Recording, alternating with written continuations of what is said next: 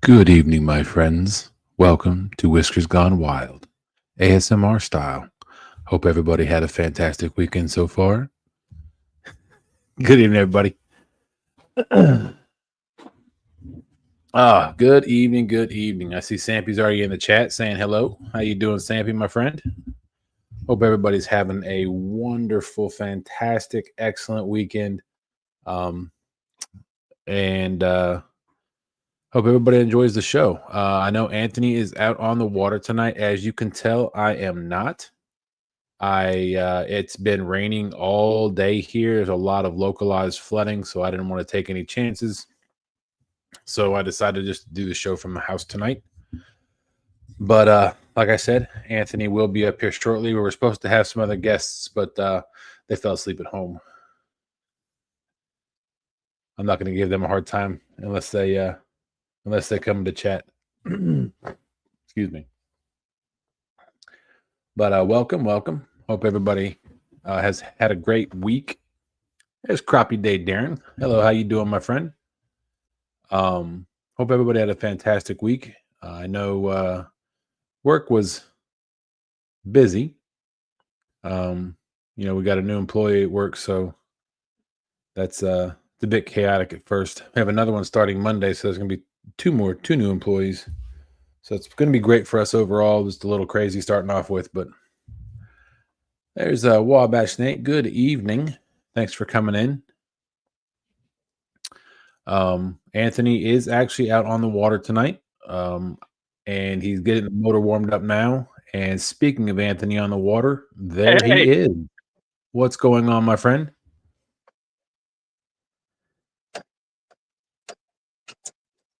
Not a whole lot. Warm up the engine now. I was doing a little fishing ASMR from the beginning. Oh, were you? Welcome, my friends, to Whiskers Gone Wild, ASMR style.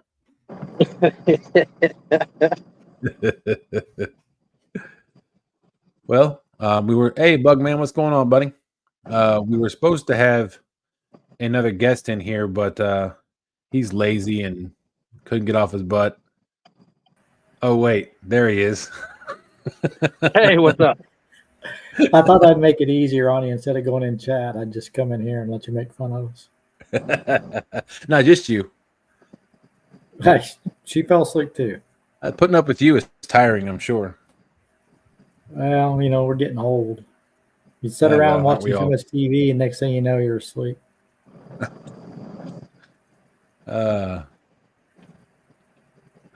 Well, thanks for coming in. Hope I can't talk. Hope you had a great weekend so far. Well, we haven't done anything. Oh, I'm just glad I'm feeling better. I came home Wednesday. I want to say it was Wednesday or Thursday. I had a migraine. No, it was Thursday. I came home right after lunch and I slept until about 5:30. Oh wow! It's one of those migraines you knew was going to hit because my vision started getting kind of wonky and I started seeing spots. And I told my boss that morning. I said, "Is a migraine coming on?" I get optical migraines. Yep. But there's zero pain with them. Oh wow! It's like oil on water. Mm-hmm. I get that shimmery, oily looking, and it'll last 15, 20 minutes or so usually, and then it'll go away. But there's zero pain. Huh. Yeah, that's usually the start to a migraine for me. I typically don't have migraines, but if my vision starts doing that, what you're describing, and then about after it stops, maybe about 20 to 30 minutes, maybe an hour, that's when my head starts hurting. I hope I don't start getting that second part. I hope you don't either, because it sucked. I tried to stick around as much as I could at work because, like I was telling everybody, our new guy started and everybody else was out of the office, and I'm like, I just can't do it. I got to go home. I was scared to drive at one point, but I made it. I'm better. My head's still been acting a little funky over the last couple of days, but at least it doesn't hurt. Yeah, I mean, we've even got bait. I had her pick up some salmon when she was in town earlier because, I mean, we had every intention of going out tonight. I get it. I had every intention of going out tonight too until it wouldn't stop raining all day. Yeah, I don't have that excuse. The only excuse I've got is I'm old and fell asleep. Well, let's use that one this time, but don't get used to it. Fall migraines. I feel for people. I mean, I as far as I know, I've never had a migraine, but I know people that get them and how bad they are. I just couldn't imagine because I mean I'll get headaches from time to time. It's pretty rare for me to get a headache, but a lot of times when I get them, I mean it's like lay down and close your eyes is the only thing that helps. Yep. But I don't think they're migraines. Yeah, I know they can be debilitating. Like that one, the one I had it got to a point where my head was hurting. I wanted to close my eyes, but of course I'm driving home, and then it makes you nauseous. I'm like, oh. Yeah, maybe I do get migraines because that's exactly what happens to me when I do get a headache. But my whole shimmery vision stuff, when that happens, there's never any pain associated with them at all. Well, I'm glad to hear that because that's It's usually just annoying that it's in your sight and you know it's going to be there for the next 20 or 30 minutes. And I had one come on one time. I was driving. I think I was actually leaving work, and I saw little white spots. And then when I pulled out onto the road, I went all the way to the left, and I got to the stop light, and my entire vision went white. Like I couldn't see anything but white. wow. But I've only had like 4 of those in my entire life, and it's been the last like 5 years. So I'm getting old too. Well, you know, but neither one of us are as old as Telly. So we got that. I guess there's always that. She's asleep, by the way. Okay, I was waiting for a frying pan to come flying across the screen. No, she's in bed. Oh, so I don't know if anybody has paid attention or noticed. We got a little QR code up in the upper left-hand corner. It just says QR code. Does it? That's what I see. It's just it's like a little picture that says QR code. Okay, well let me look at it. Now let me go pull it up on YouTube and see. Because StreamYard's got a nifty new tool where you can add a QR code to your stream. Let's turn the volume down so I don't. Yeah, if you open YouTube, it's actually a QR code. Perfect. So that is for those of you that don't know, that's the QR code for FOAcustomsgear.com. So you can just scan that QR code, take you right to the website. Interesting. It's a new feature. I'm guessing you can only do one. I don't know. I didn't try more, but Crappy Day said he sees the QR code also. Awesome. Sorry if you guys are trying to talk to me. I just went up to the dam, so I didn't hear anything you guys said. Sorry. That's okay. We're just talking to each other. We're waiting on you. Okay. Well, I'm getting ready to cut up bait, and I'm gonna slide over and start bumping. That's the plan tonight. We're gonna be bumping tonight. Huh? They want to do this all year.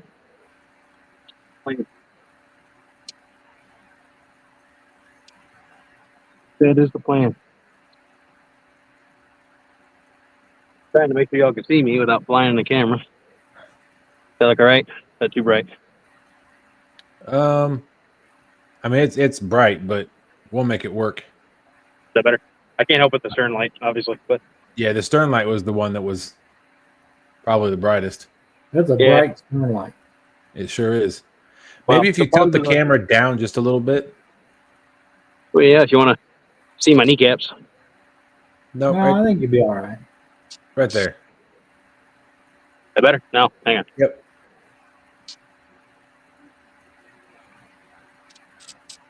Are you going to be standing and bumping or sitting and bumping? I can sit. It don't matter. I can sit. That's not a problem. Well, if you're going to be sitting, then that's going to be the perfect angle. There you go. Okay. That wrong.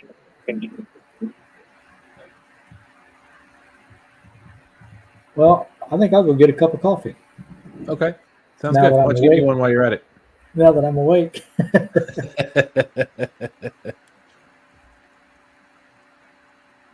Just a little disclaimer: if I may have to jump out at some point. I am on call from my job, so if I get a call, I'll jump out, go take care of it, and come back. But I do not anticipate many calls. They don't like to call us on the weekend. They don't like to bother us, but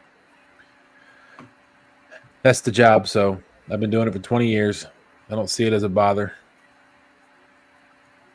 Don't get me wrong, I get frustrated sometimes because every time I'll be sitting around, I'll be sitting around for hours doing absolutely nothing. But the one time I start doing something, I get call after call after call. Never fails. Luckily, I didn't get any calls during dinner, but I did get a call almost right before we got home tonight. So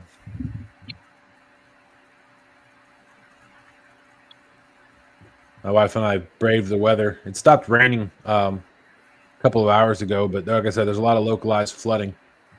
Matter of fact, one of the roads we were going down is a 2-lane road, and one of the roads was completely washed out, or one of the lanes was completely washed out. So, but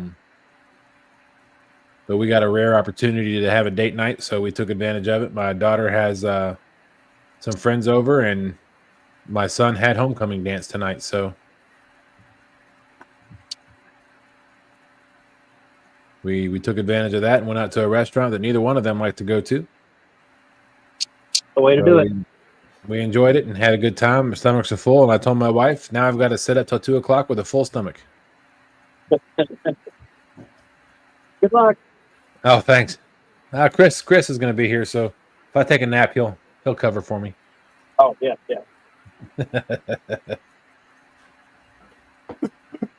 Excuse me.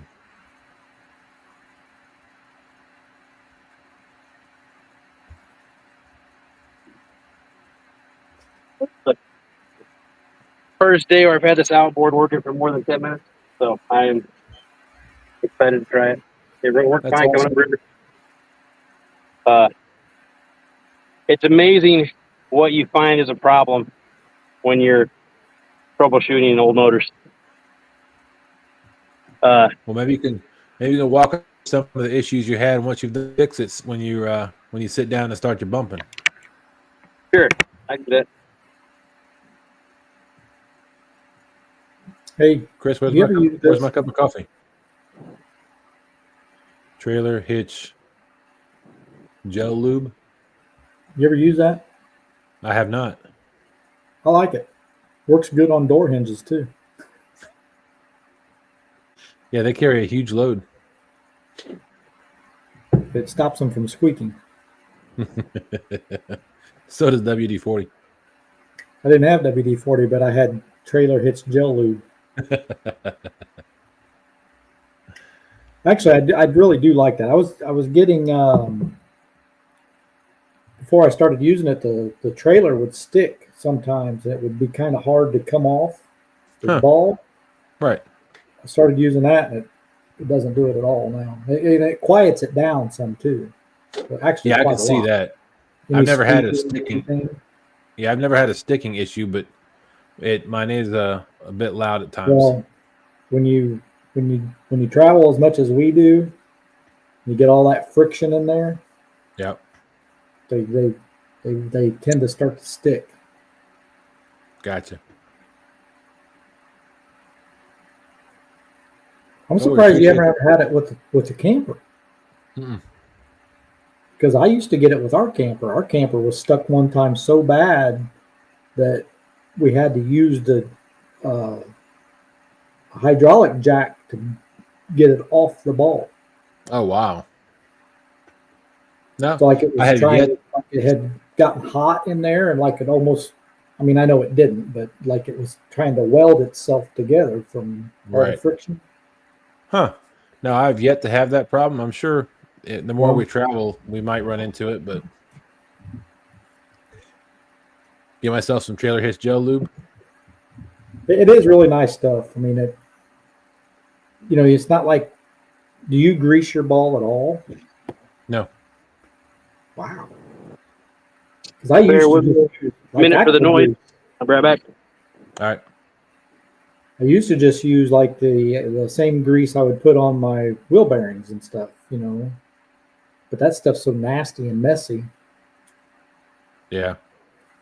What's up, Charles Breckenridge? No, I have not seen what the James River looks like. However, I did not want a chance going out tonight with all this rain that we got. Like I said, it rained probably about 6 hours straight, pretty heavily. So I didn't want to take any chances tonight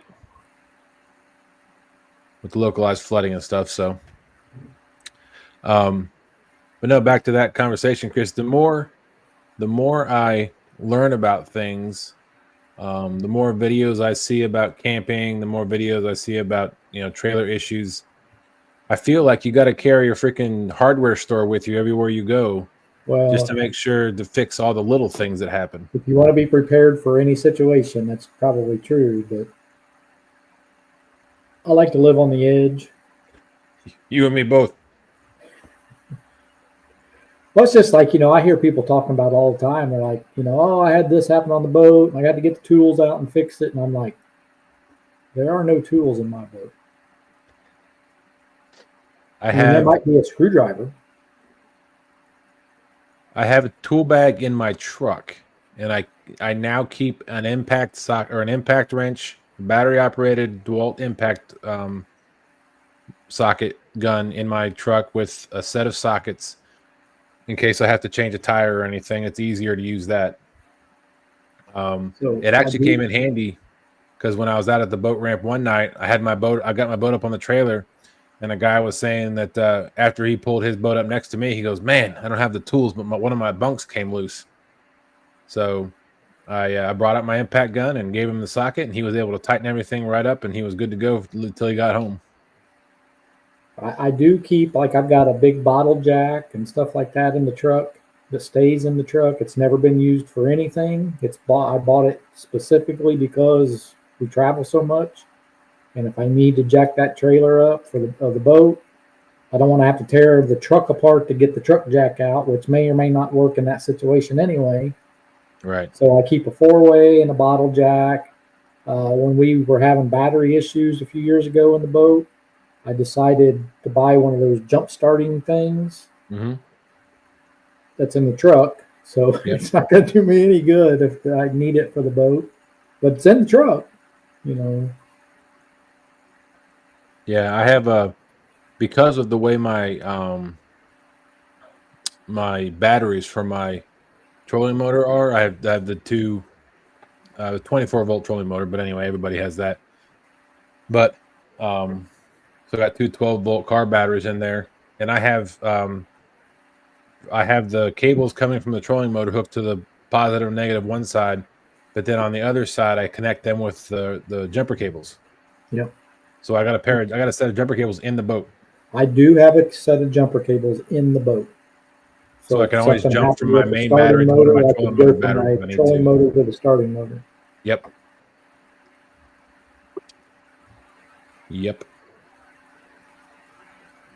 And I didn't tell the complete truth. There are 2 wrenches in the boat that fit the rod holders.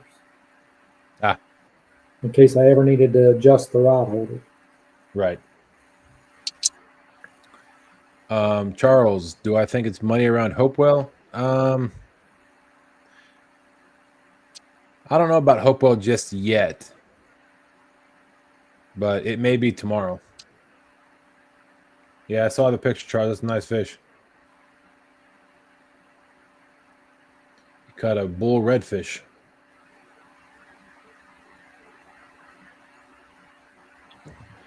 But I took my we took our camper to the maintenance shop last Wednesday, Thursday, something like that. It's been over a week and a half, almost 2 weeks now. Because there was a leak in the toilet area, and then the vent cover wouldn't open or close all the way.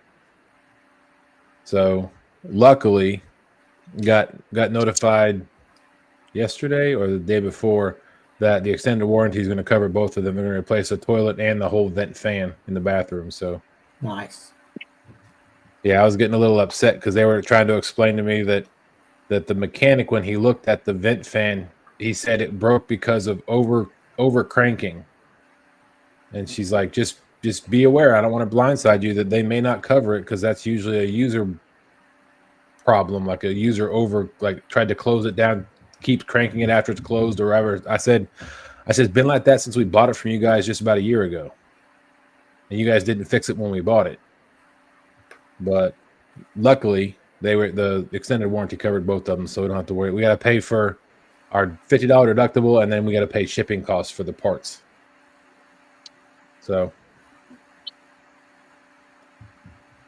it's better than probably the $1,000 it was going to cost for them to fix it all anyway. Well, yeah, I'm sure there's probably $150 an hour in labor too. Probably. I kind of wish it was daytime right now. Speaking of labor, this new boat, this small boat, I've been trying to get it all put together and everything. I had this idea in my head of how I wanted to mount the trolling motor because it's a plastic boat. I didn't want to just screw into plastic and say, okay, it's done, because I know it's not going to last. But I had this idea in my head of this bracket that I wanted to make, and I wanted to make it out of aluminum, but I mean, I don't have anything to weld steel, let alone aluminum. So I came up with this idea and had my neighbor down the street weld it up for me. And if it was daytime and stuff, I'd show it to you. But it'll be in the video when I get that video done and get it out. You'll be able to see it there. But the whole reason I'm telling the story is the labor cost. I called a place in the town that we live near and told them, I was like, look, I'm not a company, I'm just an individual. I don't know if you guys do this or not, but I want this bracket made for a trolling motor mount on this boat. And I was wondering if that's something you guys could do. And I was like, yeah, we'll do anything you want, but you need to know that it's $150 an hour for labor, and that includes drafting the plans and stuff for the bracket.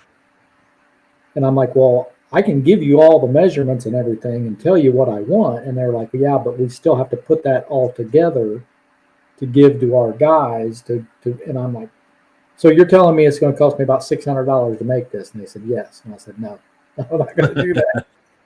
Yeah, Big Mike said greedy.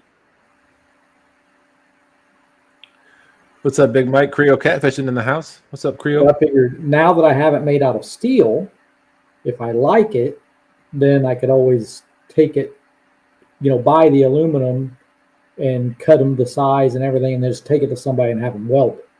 Right.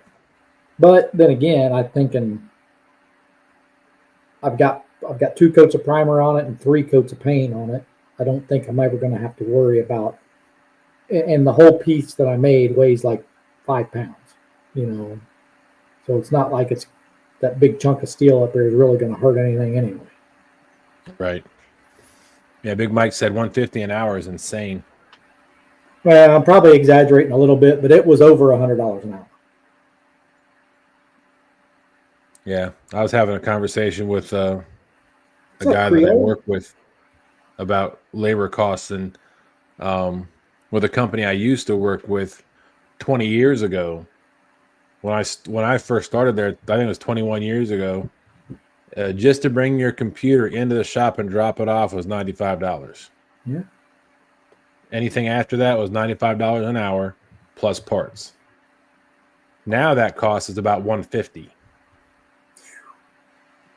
I mean, you're better off just buying a new computer at that point. Rebel River Cats. There's Whisker Oh. Warrior Rebel River Cats. What's up, Doug?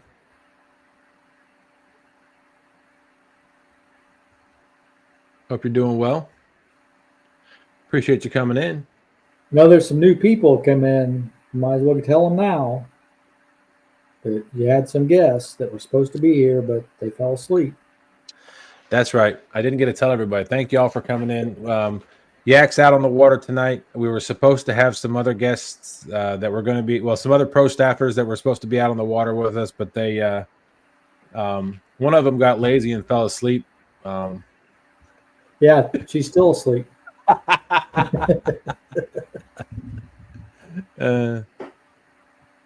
Oh no, Doug, what's going on? I mean, you don't have to talk about it if you don't want to. I get it. Said he got terrible news from the doctor last week. Oh no. I'm sorry to hear that, bud. What's up, Rob Fox?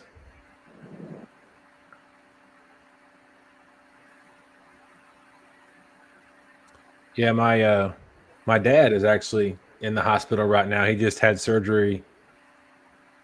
He fell. He lives out in Colorado, and he fell a couple of times. I think 2 or 3 times over the last 4 days. The tumor in your lung is cancer. I don't have any other info until further. I'm so sorry, bud. Sorry to hear that. Just So, keep Mark- fighting, man.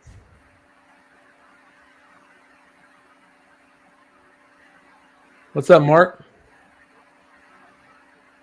Catfishing crappie in the house.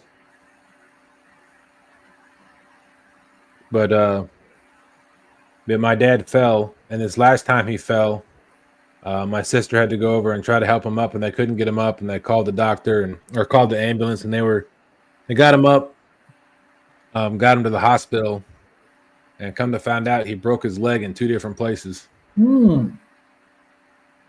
He broke his leg in his lower part, the lower bone in his leg, and in the same leg he broke his femur too. Wow. So he wasn't going to be a candidate for surgery because he's got a huge history of strokes and heart attack and stuff like that. So, they were just going to stabilize his leg. If it was just one place, stabilize it and let it heal on its own without going in and fixing it surgically. But they had to go in because they had nothing to stabilize his leg too. Like the top part and the bottom part were both broken. So they went in and they put a rod, I think in the upper leg, in the femur, and they supported that. So and then they stabilized the lower part. So once his upper leg heals, it should be able to support his lower leg so that can heal on its own without surgery. Yeah, that's when we had the motorcycle wreck, and I broke both bones from my knee down to my ankle, and they never put me in a cast. They screwed me all together with plate, zero weight bearing for a little over 12 weeks. Wow. Yep. I think they said, I think they told my dad like nothing, no weight bearing for 6 to 8 weeks, I think, but I don't know what it's going to be. So Mark said, yeah, my mom is here. She is showing signs of dementia. Man. Dementia's no fun, man. My grandma's got it. My dad, or my daughter, went to my dad's about a month or so ago, and she walked in, and my dad yelled to the bedroom where my mom was and said, "Hey, you got company." And my mom said, "Well, who is it?" And he looked at my daughter, and he's like, "I don't remember her name." Oh, wow. So we think he's starting to head that way. Sorry to hear that too. Yeah, this getting old crap sucks. That's why I don't get old. Okay. What's your secret? Good Don't wife. talk about it. Let the wife get old. You don't have to. You're always chasing her, so you're never old. Is that what it is? There you go.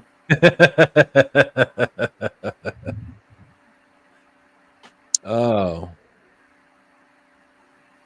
Yeah, What's up, Bugman buddy? said it's tough to live through. I can tell you that. Yeah, I bet.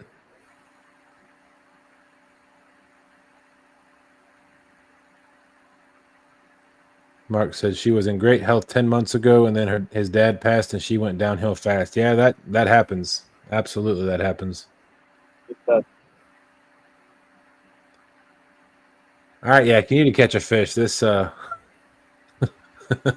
Look, man, it's already a successful night. Okay, I had the outboard on for more than 10 minutes. I went upriver. I'm able to fish somewhere other than the marina where I can only use a trolling motor. I'm happy.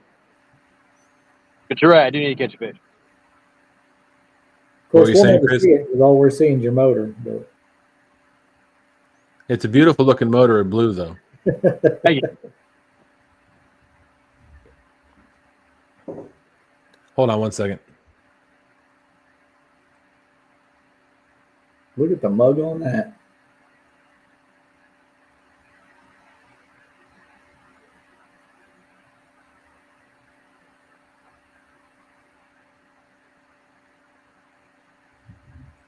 Sorry, I had to take a nap real quick.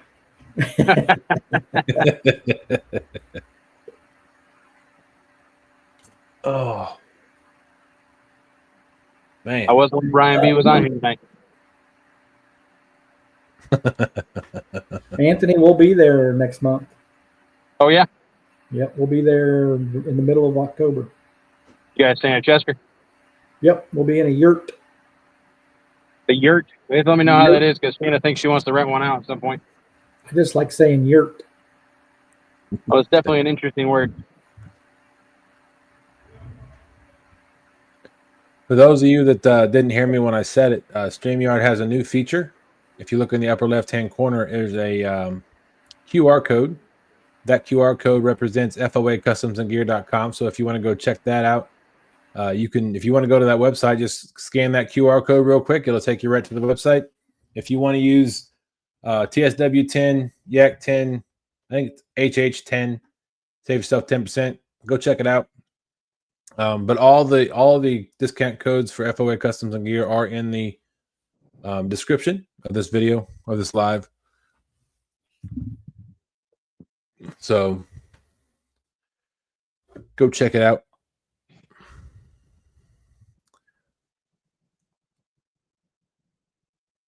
Yeah, my wife and I were just saying on the way home, we need to schedule some more trips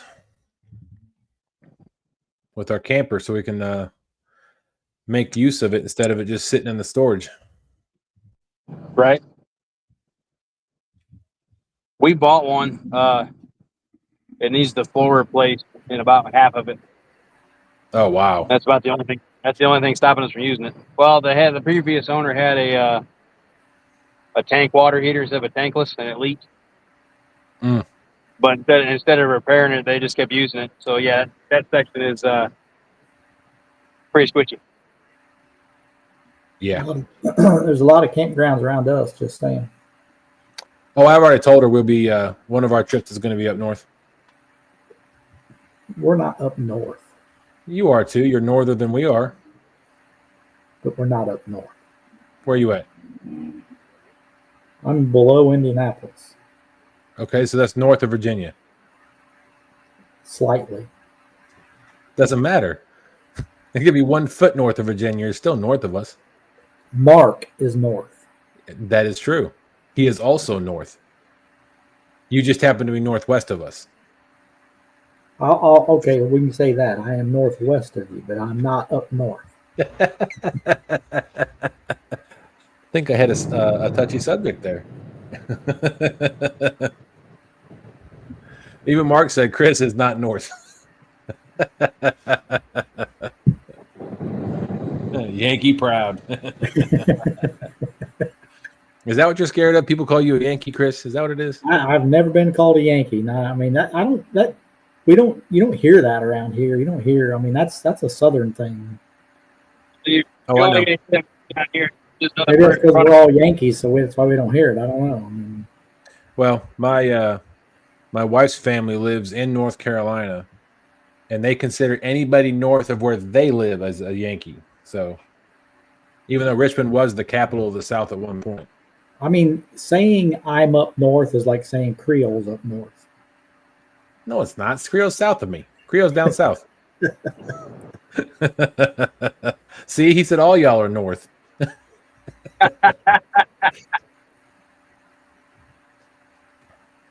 But yes, I did mention that we need to get with you and find a place near you guys so we can come camp up near you guys. Yeah, you can. We'll take you fishing on the Ohio River so you can see what fishing's really like. See what it's like to struggle for a living. Oh, I struggle all right. Just I'm not good at fishing.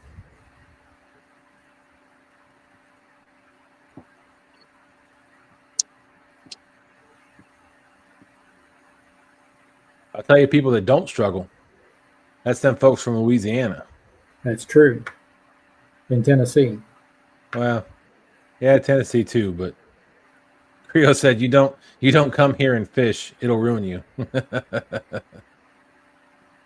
Although I will say, that when we went down there and fished with Creole, I mean we caught a lot of fish. Don't get me wrong. We did all right. We caught a lot of fish, but it wasn't anything like what you saw last weekend out of. Right. I take it. Did you go fish the Atchafalaya or did you fish the Mississippi? We didn't fish the Mississippi at all. It was so flooded at the time we were down there that we didn't even go on the Mississippi. That's right. I remember you telling me that.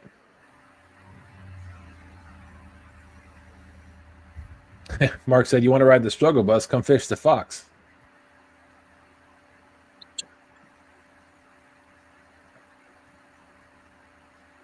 Going back upstream. Be right back. All right, we'll be right here for you. The worst thing about going to fish with Creole is the roads. Oh, yeah? Louisiana roads are horrible? Louisiana, let me see, how do I put it? You know how, a lot of places complain about the potholes? Yes. Well, down there you complain about the flat spots in the road. There's not enough of them? I guess. I mean, those roads, they're the worst. I mean, we've been everywhere. And they are hands down the worst roads we've ever driven. Wow. Yeah, they were really, really bad conditions when we were down there. There were entire trees everywhere. I mean, there was a few times I know Telly she was gripping, she was holding on to me and the boat because we were moving spot to spot because I mean there were trees everywhere coming down the river. Wow. I guess that's one of those. Go ahead. Yeah, I mean, it's like we're crossing the river and you're waiting for the trees to go, and then it's like, okay, we just got to go. So he just zigzags in and around the trees to get across the river. Playing Frogger with the trees. Yeah. It's one of those rivers that you don't want to fish with an anchor line. You want to have the trolling motor. See, that's how they spot drunk drivers. They're the ones that swerve for the potholes. Everyone swerves to avoid all the potholes. That's how we spot drunk drivers. They drive straight. Wow. And I'll tell you what, the one thing about Tennessee is I can't stand is their bridge joints. They are horrible. When we went down to Chester Frost this last year in May, like going over, the joints between the road and the bridges, those were horrible. I said I haven't noticed that. Now when we go in October, I'm going to notice it, and I'll be like, they need to fix this.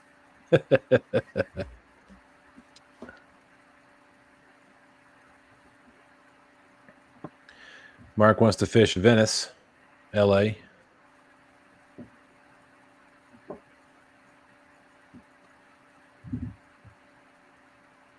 Oh, We'll be in Venice next year. oh yeah, The real Venice. the real Venice. I knew you were going to say that.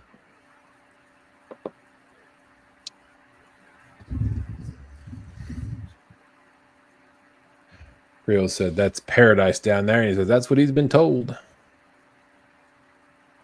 I do know this. I did bring 2 extra regular rods in case I ain't a banker fishing instead, because they are not running a lot of water right now.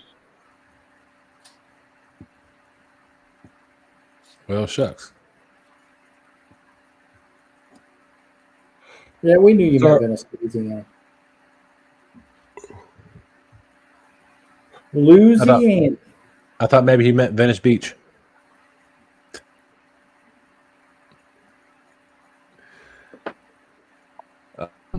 Nobody wants to go to California.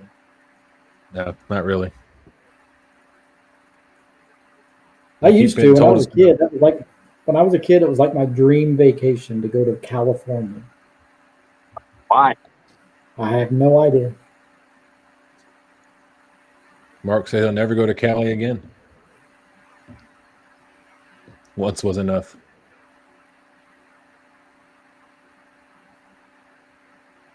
I'm going to go one more time at least, because I'm taking my wife and my daughter out there just to say they've been there. But we're going to go by Lake Tahoe.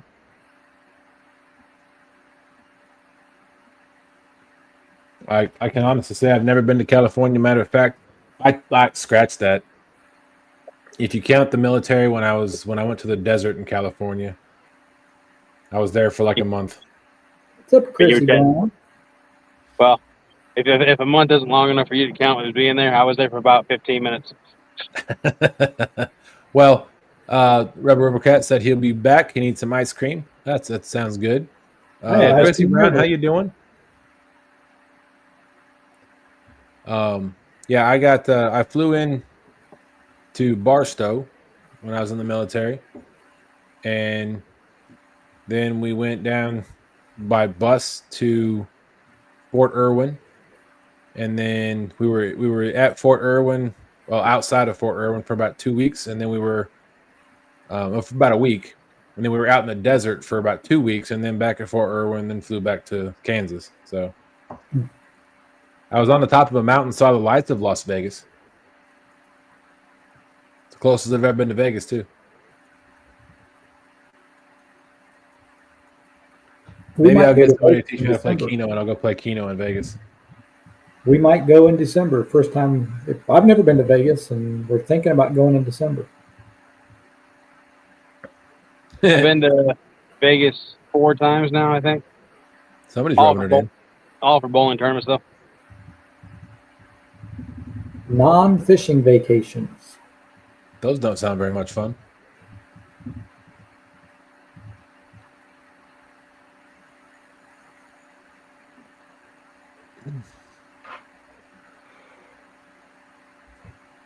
Excuse me.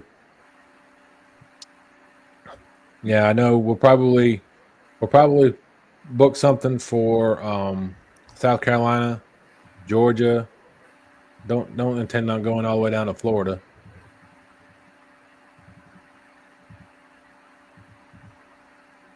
I'd love to go up to the main Rhode Island area, but I hear with a big truck and camper, the roads are really small down there. It's really narrow up there.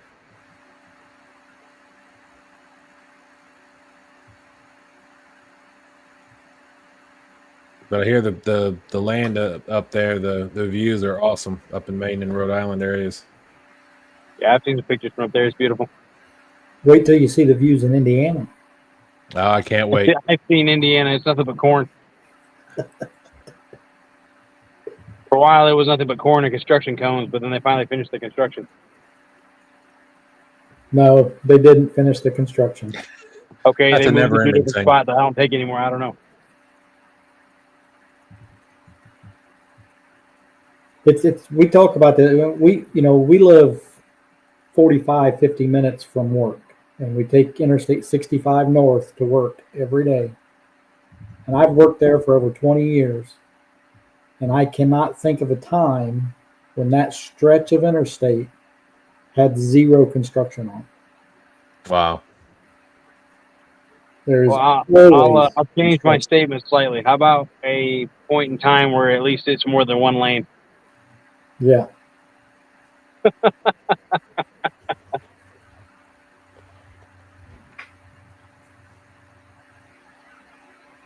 That's right, Mark. I get that. What did he say? I get that. He said his wife has a lot of non-fishing vacations. And then Creo's like, Mark, just have her drop you off. And he said, that would be nice, but she deserves them. He said, I have done whatever I wanted for 34 years together. She says, let's go. I say, yes, ma'am. Fair enough.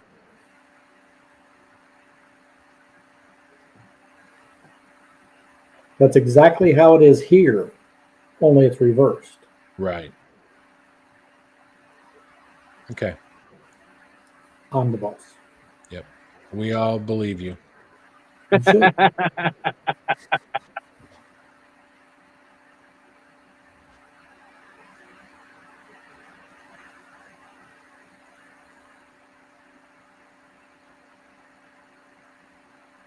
So we got a new critter in our house. Oh yeah. Ritter. What do you get? Well, not critter. We got another dog. Okay. Ah, Let me see if I can send a picture of our dog to the thing. I'll bring it up on the. So I was at work. Yes. that's funny.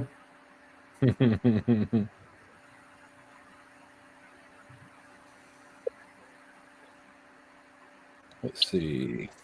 So Paisley's got a pal. She does. You're gonna like her too. Going up river one more time, and then we're gonna go down river if I can't get anything on this next run. So I'll be right back. All right.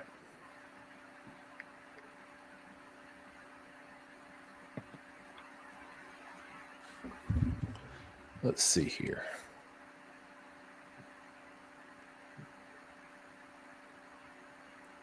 And I'll tell you what, when we brought her home, there was zero aggression from any of our animals or her. Well, wait a minute. Any of your animals? How many you got? Cat, Paisley, another dog, and then a guinea pig. No. Of course, the guinea pig Yeah, doesn't know any 3 dogs. different. What's that? So now you have 3 dogs? Correct. Wow.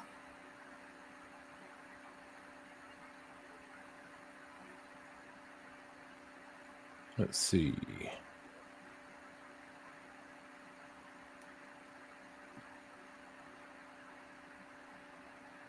But yeah, when I was at work, thank you, Mark. When I was at work, 2 weeks, last Thursday, maybe. I think it was last Thursday. I got told there was a dog up in in our records department because our shelter brings dogs over to the main headquarters every now and again. And so I was excited, so I went up there and I visited with the dog and took it outside, and it's an older dog, so it's 10. She's 10, and she came from a bit of a rough household. Her owner was older and had fallen in the house, and they didn't find her for like 3 days. Wow. And there was 5 Yorkies in the house with them. So, come on.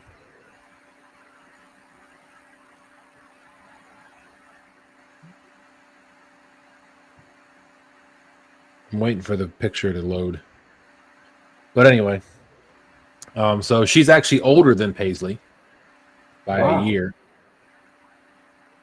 But she's not quite as old as Bella, because Bella, our Jack Russell Beagle mix, is 15. We'll be 15 this year. Our cat is 13, and she has now made her home in the garage because she doesn't want to. She doesn't want to come inside. She did come down initially, and she sniffed the dog, and there was no aggression from her either. But But now she usually comes upstairs, but now she doesn't want to come in the house, so she stays out in the garage. Eventually she'll come in the house, but Mark says, "Don't tell anyone. I do like Yorkies." my mother-in-law has a Morkie. A what? A Morkie. It's a Yorkie mix with something else. I don't remember what it was though. Interesting. She's about this big. Hmm. And she loves me. But who doesn't? Let's see.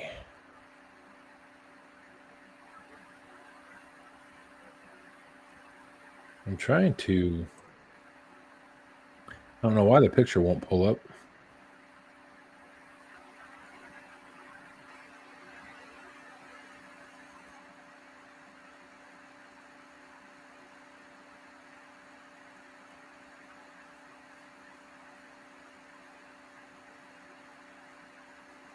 Really?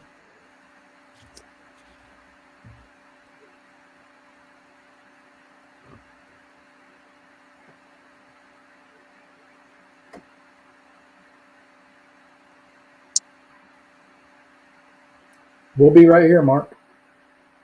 All right.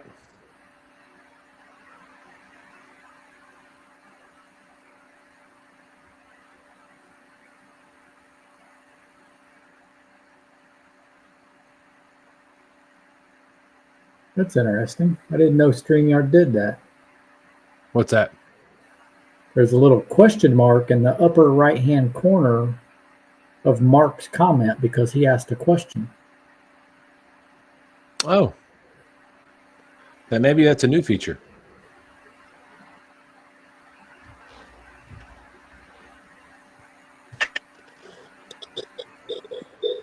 Oh, now you're in here twice.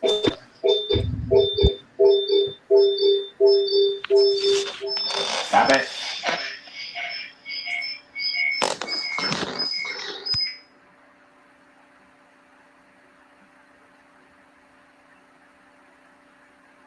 Yeah, you're muted on both of them.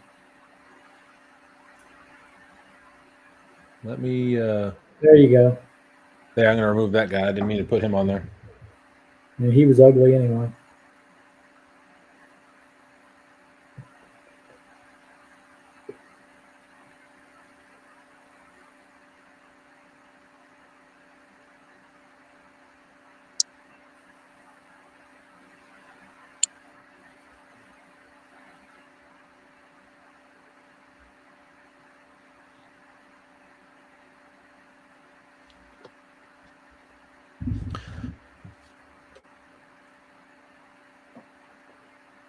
Oh. All right, let's see if it added it. Oh, there she is. Oh, she's cute. That's not a Yorkie. No, I said she was with 5 Yorkies.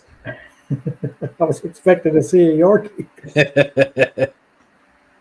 Nope, she is an American Doberman.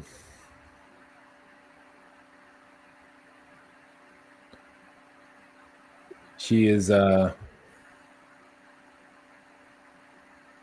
trying to break her of going to the bathroom inside because, like I said, she was, I don't know how long she had been in that house and not been able to go outside. She holds her potty for a while. What's up, butterflies and sunshine? Good evening. Mr. Sampson. Sampy back in here.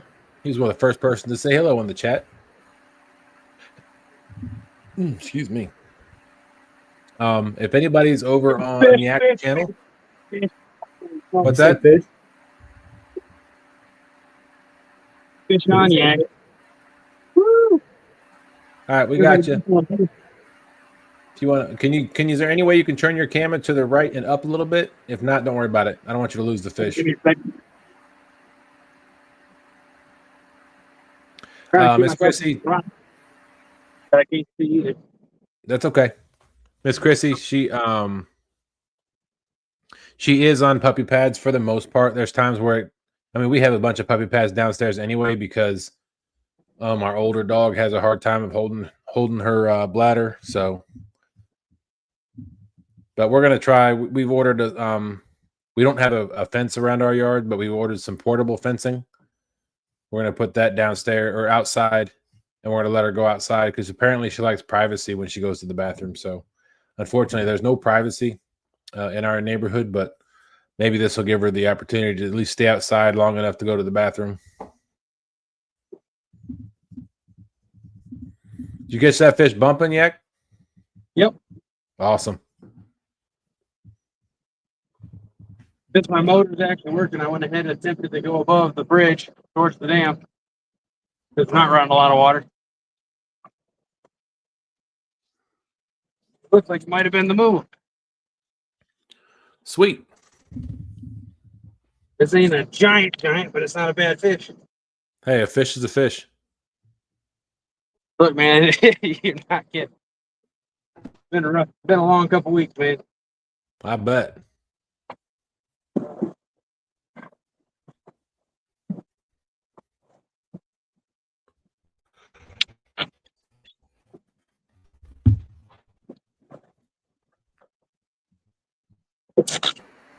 Now that I'm watching him catch a fish, Telly's really in trouble.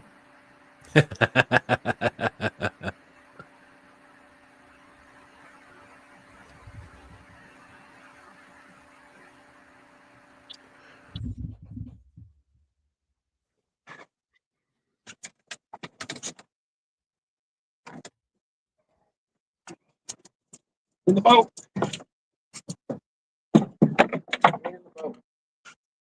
However, let me get into a safe spot. Be right back.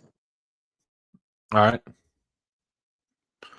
Miss Christie said, transitioning to the outdoors, start moving the puppy pads towards the door a little each day until you get it to just inside the door, and then move it to outside. Put a rock on the corners to hold it down. Okay. Yeah, I will say that I think the only reason she's using the puppy pads is mainly because we've basically covered the floor in there with them. So she did go in that room before we put puppy pads down. We had to clean it, I think, 2 or 3 times. But like I said, she'll go a day and a half without going to the bathroom because she holds it so long. But like I said, I think that was from her previous lifestyle where I don't think she went out a lot, so she had to hold it. That's a long time. I know. It worries us as far as bladder infections go. She did have a really bad uterine infection when they found her, and they had to do an emergency spay. She's had litters of puppies. You can definitely tell that. But she's a sweet dog. She's very Doberman like she'll put her paw up on you, she'll lean on you. She doesn't lick very much, but she does lick some. But she's very attached.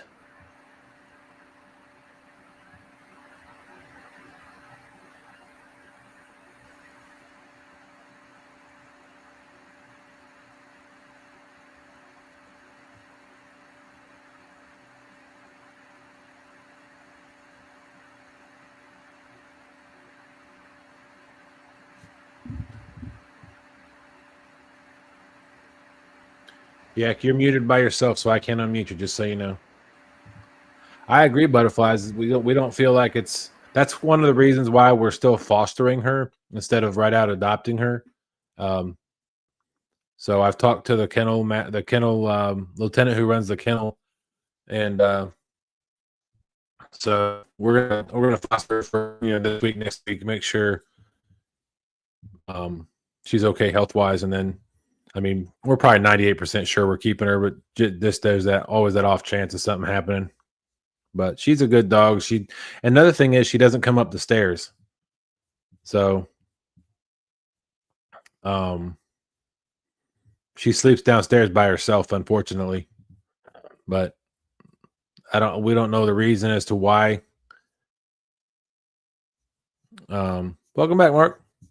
Why she there you go.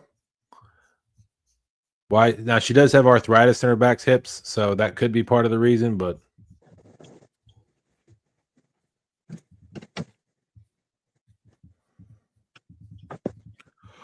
so Mark, you're right on time. Anthony has caught a fish. He's getting ready to weigh it. Might not be for weighing it. Might look scale at the house. Oh boy. Rookie. Damn.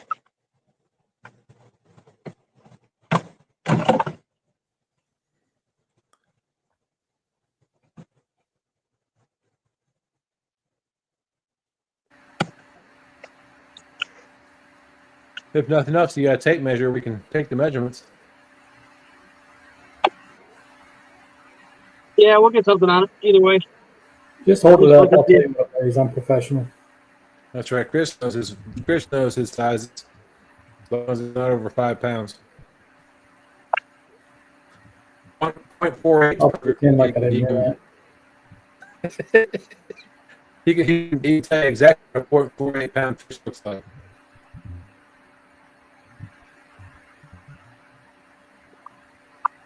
Aha! Eddie Grove. Found a scale. The power on? It does. Believe it or Nice. not. Yeah. Oh, I believe it.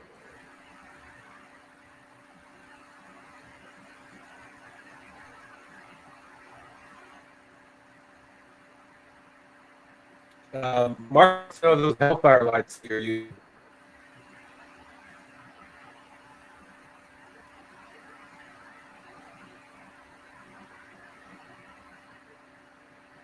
Hey, not a bad fish. Nice. It's about 1.5 for the thing, so 26 pounds. 26 pounds, 27 pounds, something like that, yeah. A nice fish. Mark asked if those are Hellfire lights you're using. Yes, they are. They know those lights. The blue ones, anyway. You know what? I'm going to go against my wife's wishes. Don't tell her I said that. Your secret For a saved second. all of us. For just a second. The nice thing about this camera that I got set up now is I can move it to the back of the boat. And maybe I can get y'all a decent shot of it with some lighting. You know, that stern light's so bright.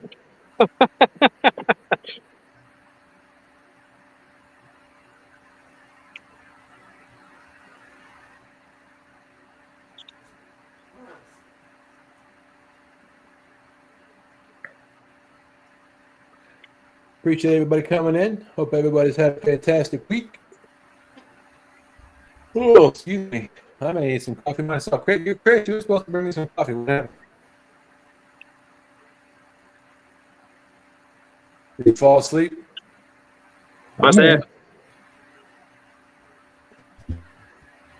Chris was supposed to bring me some coffee when he brought it back. I think he fell asleep on that job too. I brought coffee. Not for me. I drank yours. Oh, selfish.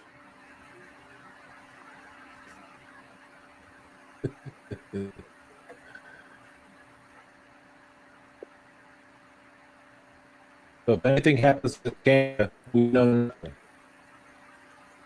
You're breaking up, Dustin. How about that? Must be using an iPhone. Nope, I'm on Verizon Wi-Fi.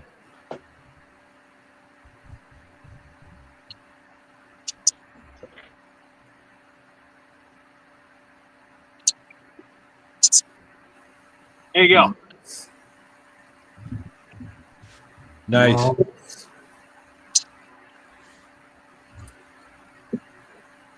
I'll be right back. Might just keep this angle. This angle all right for you guys? Yeah, I think I'm sitting here, boy. yeah, that'll be all right. I said I'll stick with that. Easier to see y'all. A little harder to hear, but I'm at the dam, so it's not like I wanted to hear in the first place, right?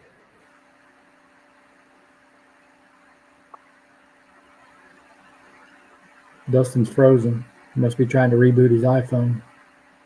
Nope. Is that better? So far, yes. Okay. I've actually moved from my Verizon wireless connection to my iPhone. I mean, it's horrible. Yeah, okay.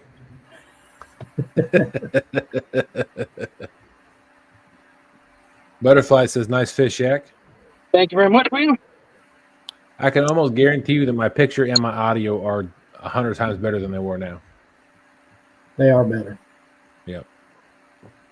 Actually, I think we're going to go ahead and try the T-Mobile home Wi-Fi, the cellular Wi-Fi, and see if that does any better than this horrible Verizon Wi-Fi we got. Just get a Starlink. Can't afford it. I don't make hooks and hammocks money. It's because you got 17 dogs. Well, that's all that Keno he's playing. I know he's good at Keno. He's going to teach me how to do that one day. In case anybody's wondering, I'm using a probably 95% FOA rig. The only thing I'm not using this FOA from the swivel down is the dropper loop to the sinker. It's just cheap line, so I need to be able to break off. But 3-way swivel, the 85-pound leader line, 4-inch Nina Ninja, and a 12-aught river sticker. River sticker. Yep. Along with that line protector too. What line protector? It goes that little thing that goes over the line. Yeah. They go for the spook. Yeah. Yep. Those things. Okay. See what the best part about this is, in my opinion, the fact is you can adjust it. You know, if I'm running a bigger bait or I'm in a snaggier area, I can move this spook closer to the hook. Yeah, granted, I have to worry about the fish biting on it instead at that point, but I can get away with it. And then obviously, if I'm running a smaller bait, or if the fish are a little higher in the water column, or sorry, let me rephrase. The higher column, move it closer to the hook. If they're lower in the water column, closer to the bottom where I'm fishing at a left snaggy area, then I can move it closer to the swivel, and it just barely sitting under it. You know, it could be, this far under it or whatever instead. You know, I like that. I like that variety with this because before, when I was using anything like this, I tied it to each eye because I didn't like the idea of it sliding as much. But this rubber piece, the tube, actually holds it still. I like that a lot. Absolutely. Then for bait, we're using half of a shad. Oh, okay. You know, another great thing about a lot of those the FOA products are the names that they've got for things. You know, like the river sticker, the FN rods, the bottom pounders. I mean, whoever came up with those names must be one fantastically handsome individual. Well, wow. I don't see the correlation between the two, but yeah, Freddie is a pretty smart guy. Yeah, because he asked me for some names. All right, bear with me a minute. I'm going to move back into the current, so be right back. All right. Just be safe. 100%. I'm wearing my life vest, Brandon style, Yeah. And, Hey, Yak. Yeah. I'll go ahead and mute you so I can unmute you when you're ready. Works for me. I'll wave at you. All right. It's easier that way. But yeah, the double Y rods, the FN rods, the bottom pounders. It's pretty funny names there, Hooks. Slime sling. Slime sling. It's the first time hearing that one. Nobody. Well, that's the name of it, but they don't call. Nobody calls it by its name. It's the slime sling. Everybody just calls it FOA sling. I know, but it is officially a slime sling. You look a little hurt that nobody uses that term. It doesn't really bother me so much. I think you've only said it 6 times in the last 30 seconds. The slime sling? Yep, 7.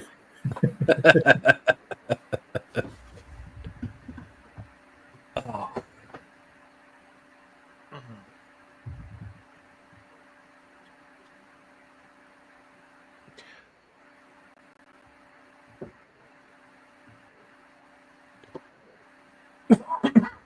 Excuse me. Are you going to stay with us through the entire show, Chris? No. I didn't think so. The LR boards. LR boards? Left and right boards? Lee Reed. Oh. But yes, left, right, lake, river, LR boards. Whoa. Come on, Yak. You're unmuted. Good.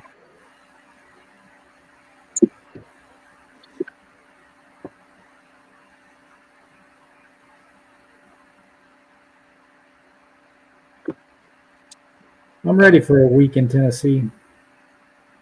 You're going to spend all week? Well, no, I don't think we won't be there for a week. I'm trying to remember. I think might be there like Thursday, Friday, Saturday, Sunday. Something like that. I don't think it's the whole week. Gotcha.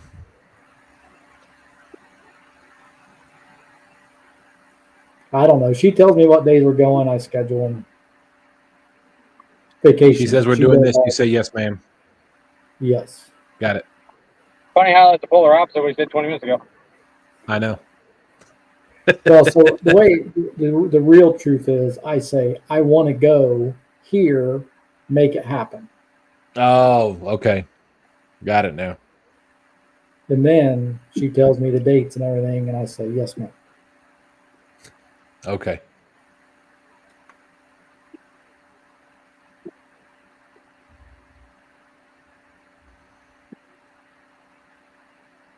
I wonder if that story would change if we asked her. No, No? Okay. she lies.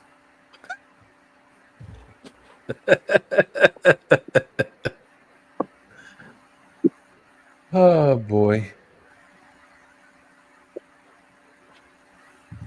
You know, after 2 weeks of not being able to fish, that was a nice feeling. I agree. I've missed that. I told him the same thing earlier, Mark.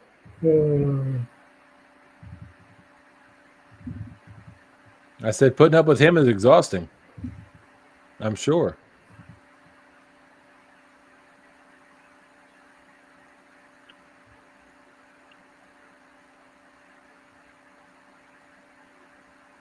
I see the gears turning. He's trying to think of something to say. No.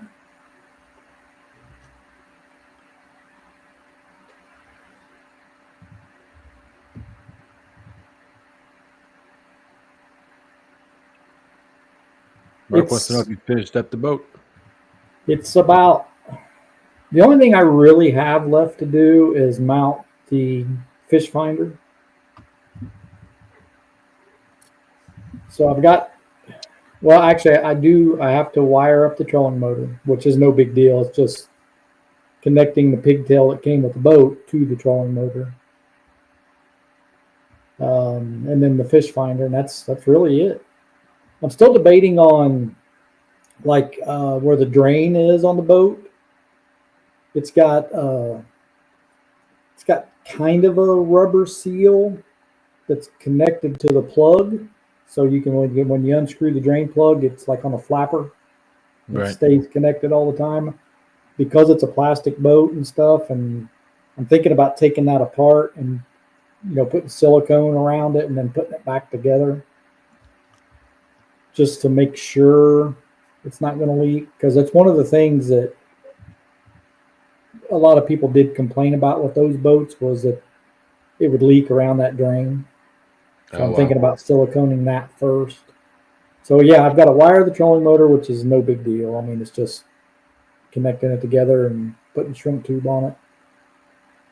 I want to silicone that, and then I've got to put oil and grease in the lower unit of the motor. But then it's ready for the water. Nice. What kind of trolling motor did you get for it? Tarova.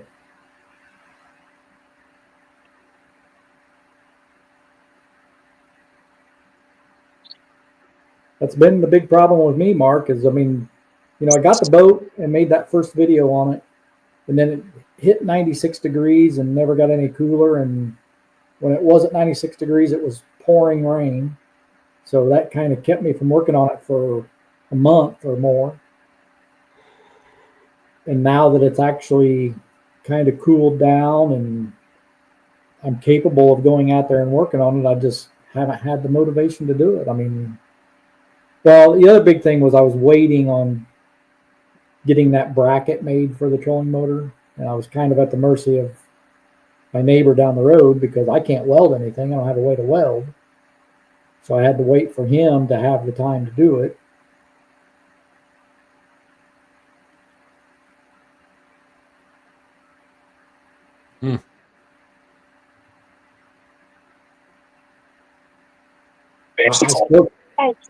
Another one, all right. Oh, that hurt. Yeah, this YouTube business it can be a lot of work. Fish on, Dustin. We got you. Oh, it came off. Dang it. Oh, we gonna got you.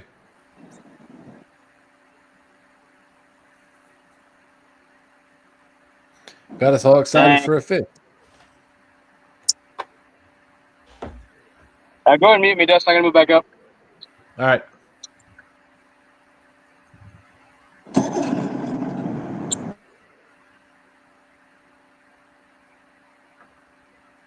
The motor really didn't sound all that loud. Let's see.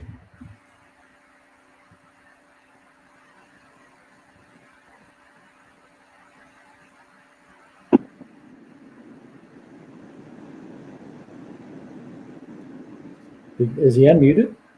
Yeah, I don't hear anything. I don't either. You sure he's unmuted? Really? All right, you see this little icon right here next to you that says yak? That's really weird that it's that quiet. It may be on the noise canceling. Oh. You must have an Android. Yeah, okay. Automatically adjust mic volume echo canceling is on. The reduce mic background noise is not, so. You've been unmuted this entire time, Yak. It wasn't that bad. Okay, cool. Matter of fact, we didn't hear anything at all. That's good to know. We heard you when you started the motor. That was about it. Gel shots in his knee. What's that? Is that like the what do they call that?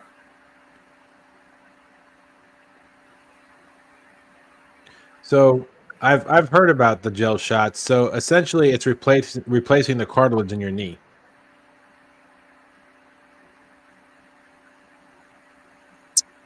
Interesting. It's something newer. What are those shots? I mean, cortisone shots? Huh? You talking about cortisone shots? Cortisone shots. That's what I was trying to think of. No, this is supposed to replace the cartilage between your knee or in your knee. It's a non-surgical method to extend your knees so you don't have to get them replaced as quickly.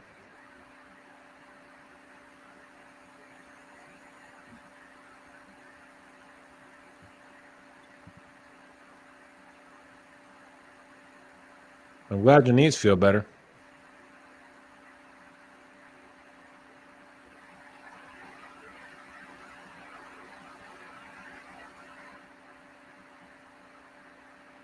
That had been a good fish, man. That really hurt. I saw him keep looking at his thumb. I was like, he got line burn on his thumb from that fish. Yep. It ain't bleed, but I'm going to have Band-Aid on something to keep it from being so tender. That's the one thing that worries me about, because, I mean, Telly and I, we don't have any experience bumping. I've done it.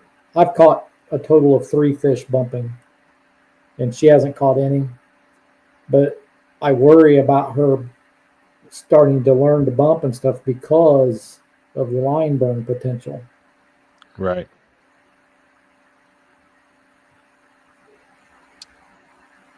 Not that it's that serious of an injury, but I just don't like to see her get hurt at all. You know what I mean?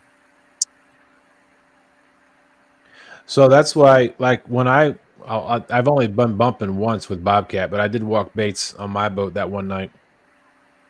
But when I bump with my left hand, so that I can lock it down with my right hand if really quick.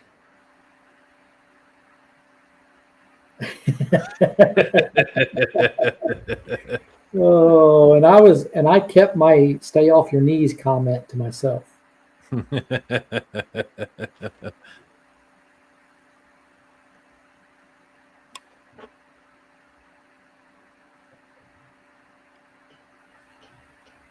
Now, Telly's reel actually has a button on it that she can just use that button to let line out.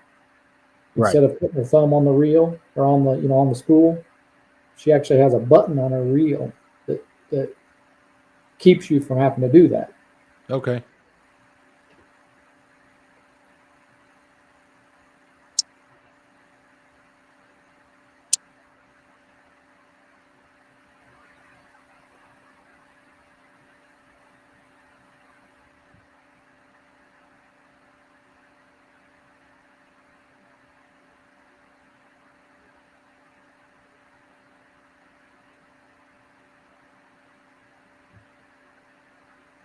Like I said, I've only been bumping once, walking baits once, but I know when I did catch the one fish I caught bumping, it didn't take me long to engage that reel.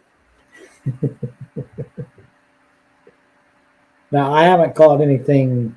I think the biggest fish I caught bumping was when we were in Louisiana, and it was like 10 pounds maybe. Gotcha. Wasn't nothing big. And I thought I was hung up. And when I started reeling down on it, to try to get it unhung, that's when I realized it was a fish. So it's not like it took off on me or anything like that. Oh, okay.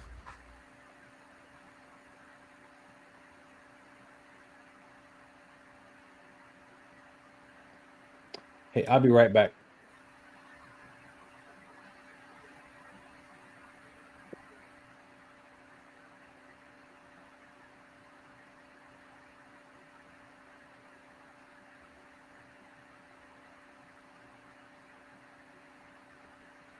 What rod is that, Yak? This is the Shattered Cat bumping rod. Okay. I bought the first time I went to CatCon. I'm looking forward to the FOA one coming out.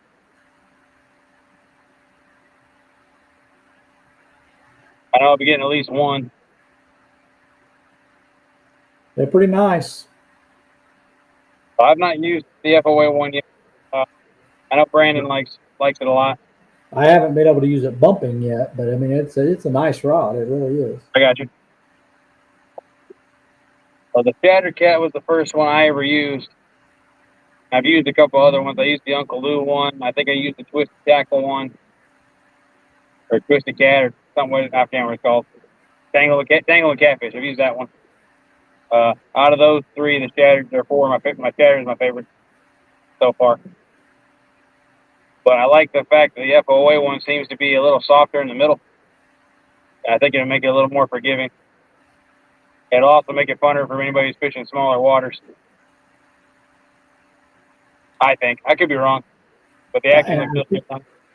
I think that's what I'm going to do with this smaller boat is stick with all FOA rods on it because, like the 6 foot, because it's such a much smaller boat.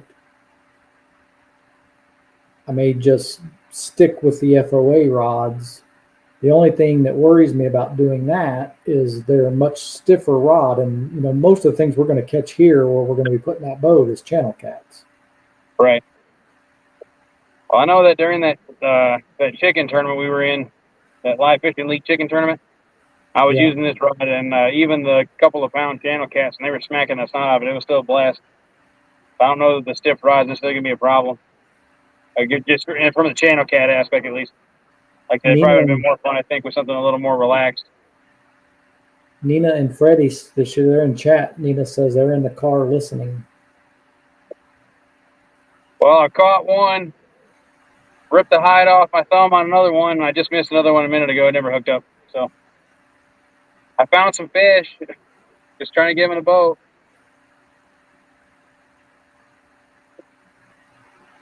Where are you guys going, Nina? Why are you out in the car at 11:30 at night?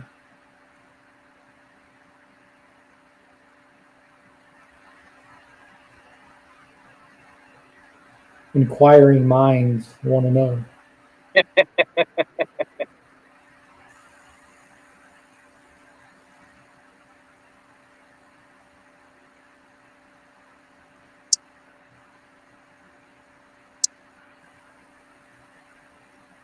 I just switched to this reel today. I was using the Ozark Trail X10 because I got it for like $30 and I had a decent amount of line capacity. But very quickly found out when bumping with it that it didn't really have enough drag to be able to break off when you were needing to break off in a hurry for safety reasons.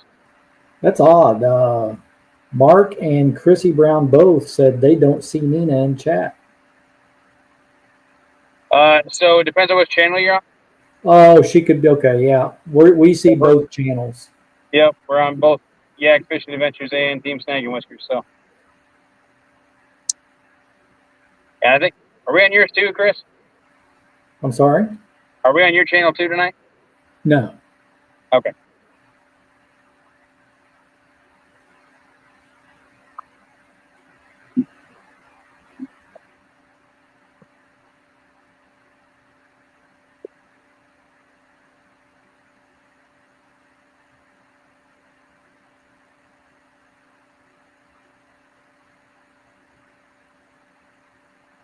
Need to switch channels. That's one way to do it.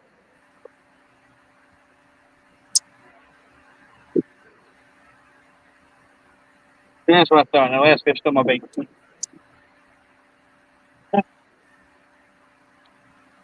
Good thing I got a whole bag of them. Nina said they were on their way back from date night. Nice. What a coincidence. Wasn't that what Dustin did too? I don't listen to Dustin.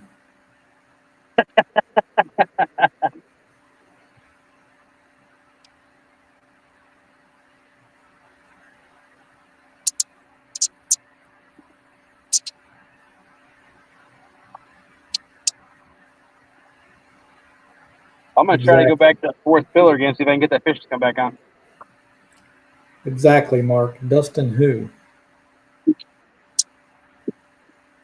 Dustin who? Killer nuts. All right, I'll be right back. Red Eagle Fishing. Welcome in. Who is it? Red Eagle Fishing. Welcome in.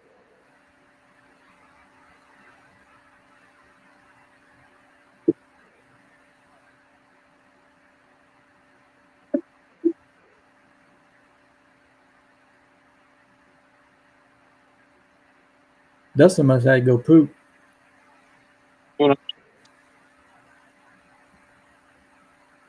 Holy crap, Nina, where'd you go on date night? She said now they have to drive 3 hours to get home. You what, Chris? Nina said they have to drive 3 hours to get home. Where in the world they go on date night? That's a good question.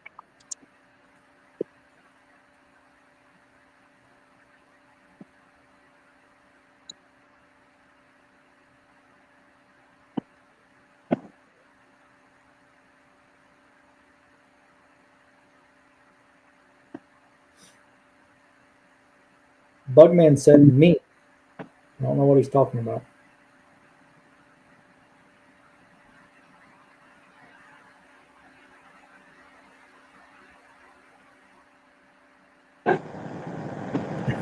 They went to the casino.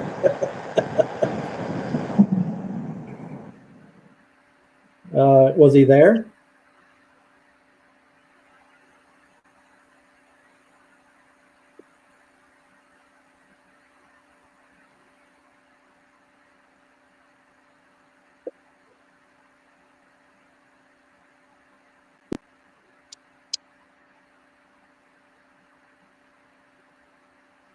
I saw him at a casino one time. He's a jerk.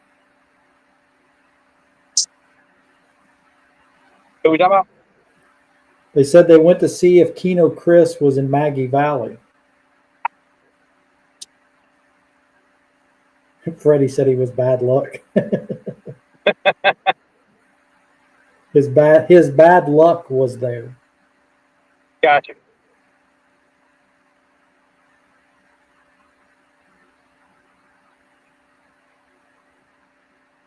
Uh-oh. Dustin's iPhone just took a crap. He's completely gone. Uh-oh.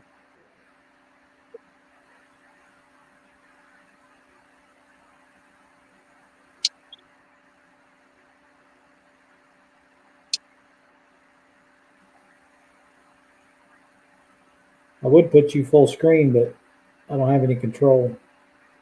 Right.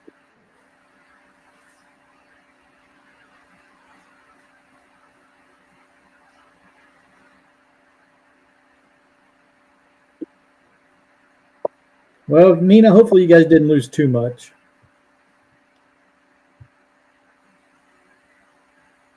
Oh, wow. They were there for 7 hours. Been doing somewhat okay to be there 7 hours. I don't usually stay more than a couple hours when I'm losing. I was going to say, I don't know that I've ever spent 7 hours in it. Well, yeah, I probably have. Typically, I'm there between 2 and 4 hours. Yeah. Except the real bad days. I mean, I've actually walked in the casino before, been there 20 minutes and left.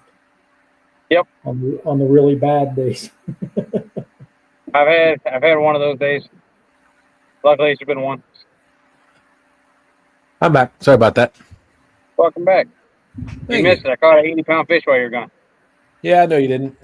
Tell him, chat. Tell him. It happened. Thanks, Mark. Yeah, we talked about you while you were gone for sure. That's okay. Red Eagle Fishing, what's going on? Good evening. There's Miss Nina. Nina's kayak crew. How you doing, Miss Nina? They went on date night, 3 hours from home. Oh, wow. That's a long drive. They went looking for Keno Chris. I told him that guy's a jerk. I could have told you that. Mark wants to know if you washed your hands when you were done. Yes.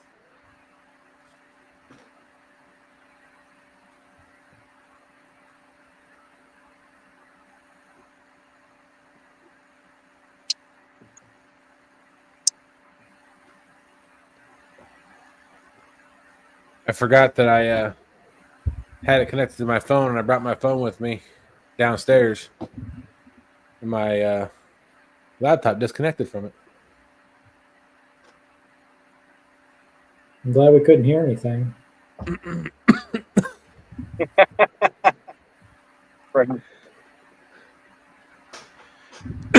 You would have just heard me saying, Landon, come on, it's time for bed.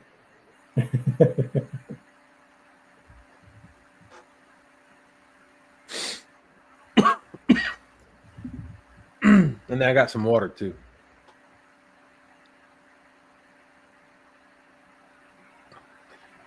Yeah, your date night. I'm glad you made it 7 hours for your date night, because it's a 6-hour driving time for anything less than 6 hours a date night. I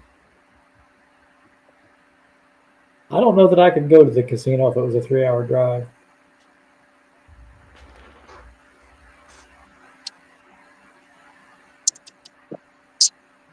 Yeah, I could. You would. You got something? No. No. It doesn't seem to be the weight, though, either. Nope. That's not. There you go. It might have been the way. Hang on. I got it all back. I hear that. Mark said I only like drive 3 hours to fish.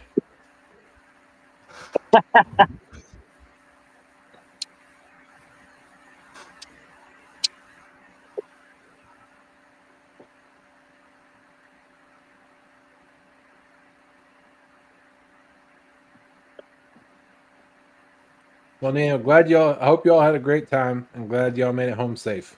That's the main thing. Well, I figure, they spent 7 hours there, so they at least had some fun, or they wouldn't have been there that long. They may not have True. won anything, but they must have had a good time.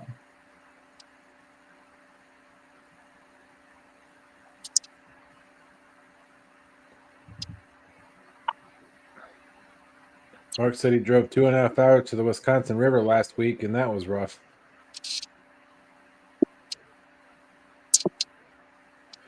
Oh. So they made a conscious decision to go an extra hour and a half.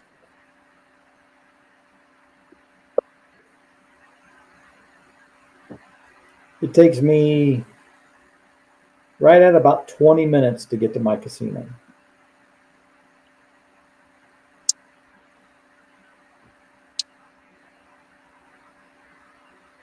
Have you seen the video? The guy's got a Tesla and he tells it to take him somewhere he's never been. It takes him I to think the so. gym. A lot of interesting places. So, where to go? It takes him to the gym. Yes, I saw that one.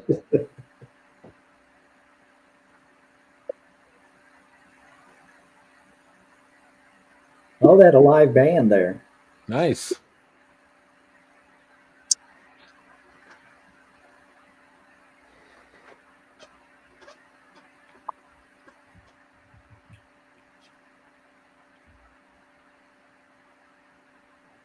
Shut up, Freddie. He knows how long it takes me to go fishing.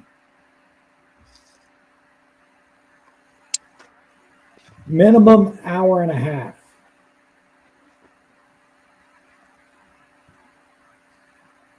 One way.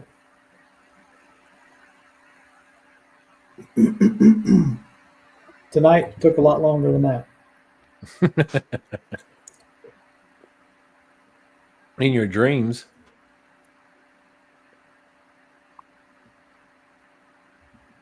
We've started watching How I Met Your Mother. Uh-huh. We've been binge watching that. That's what we fell asleep to earlier. Must not have been very good. That's actually really good. I don't know if you've seen them or not. But I don't know. it's pretty funny. I think I've seen parts of it. That's kind of how I was. I'd seen bits and pieces of. I'd never seen an episode all the way through, but I was like, you know what? Let's give it a try. Let's just start watching them. And now we're on we're almost into season 6 now. I think there's 9 seasons total. Wow.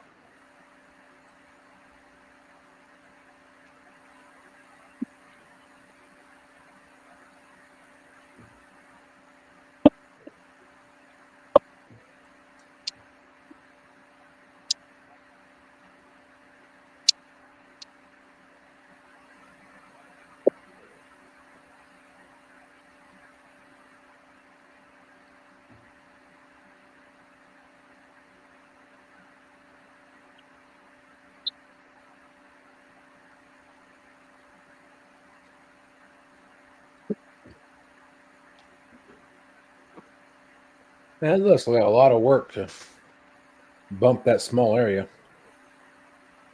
You've been to that dam, haven't you? I believe so. Yeah, from the actual dam wall to that bridge is really not that far. Oh, absolutely. Is that as far you're going yet? It's just to the bridge? Right now, yeah. But I can't see good enough to actually weave it.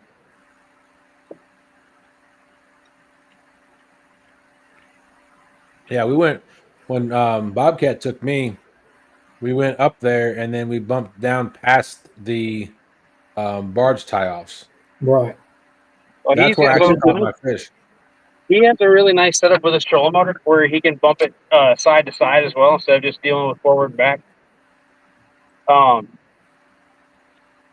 So he can aim the drift between those piles. Whereas I do not have that luxury. So I'm kind of stuck at the mercy of where the boat goes based on the current. So I have to really pick if I'm going to fish above it or below it. I don't really have the option to bounce between the two. Gotcha. It's called jogging. Yeah, jogging Yep. feeder. Yep.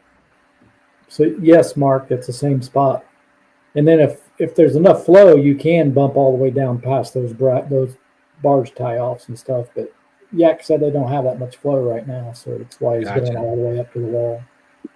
If this is what Bob told me. All right, I'm gonna give you all a secret, Bob's secret. All right, the fourth pylon. If the top of that square block at the base of the pylon is underwater, you're roughly at about 32,000 CFM. And in his opinion, that's like the sweet spot for bumping. Interesting. My boat cannot handle above the train bridge towards the dam at 32,000. I have my trolling motor on 8 right now, and I'm still going 1.3 miles an hour. So, but below the bridge, it cuts off so fast speed-wise that about 50 yards below the bridge, I was going 23 miles an hour. So, it's a very narrow. So, like I said, if I hadn't have caught that fish and hooked in that other one, I probably would be anchor fishing right now. Gotcha. But since I am getting bites, I'm going to keep going with what I'm getting bites with at least.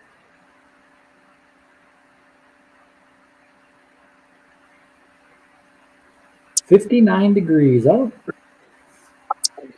know what it is here. I think that's about what it was supposed to get down to tonight. High 50s. It's 68 degrees here. So water temp? No, it's still 80, it's still 80 and a half here. What's your water temp? 80 and a half degrees. Really? Yeah. Here, let me check my other fish, trying to make sure. Yeah, 80.8 on one, 80.5 on the other. Wow.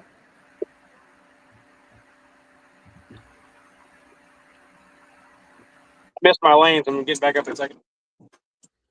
I wonder if ours has jumped back up. I know it was 76 last Saturday.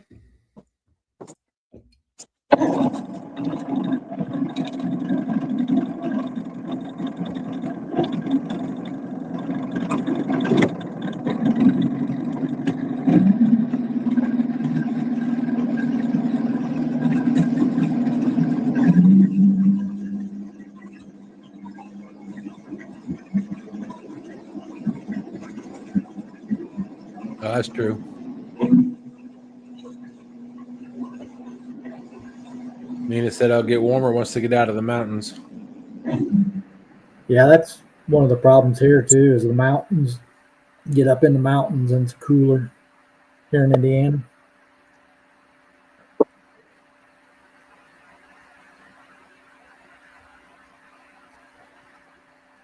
You're not going to laugh at that. I didn't hear you. What? I said that's the problem we have here too. You get up in the mountains in Indiana, it's cooler.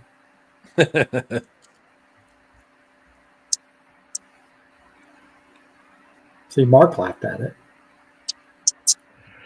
Well, I was spacing there for a minute. I didn't know that I didn't understand that. I didn't understand the second part of your comment.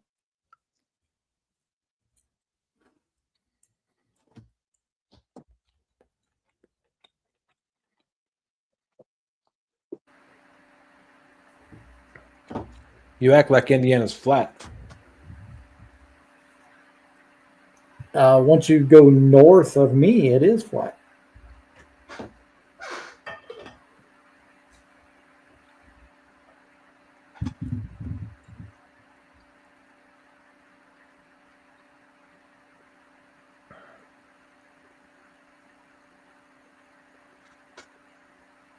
Oh, I know we're chasing cabins, but you know what would be cool? what's that? An 8-foot sturgeon. I've never caught one on rod and reel. They're all over here. Lots of people catch them. I've never caught one. My wife's caught one. Kids half my age have caught them. The only one I ever caught was in a cast net. I've never even seen one in real life. No, I have. Nina caught one when we were down there. So I did see one. I take that back. Well, Yeah, I I know of haven't. a spot. I know of a spot to target them, but until I get a second gas tank, I can't get down there. It's too far of a go for a 6-gallon for me.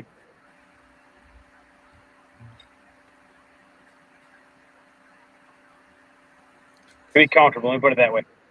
So my next purchase for this boat's another gas tank. Yeah, they used to. Over the last couple of years, I haven't seen as many sturgeon jumping in the James River, but they used to. I mean, it used to be big ones, 6, 7, 8 foot sturgeon clearing the water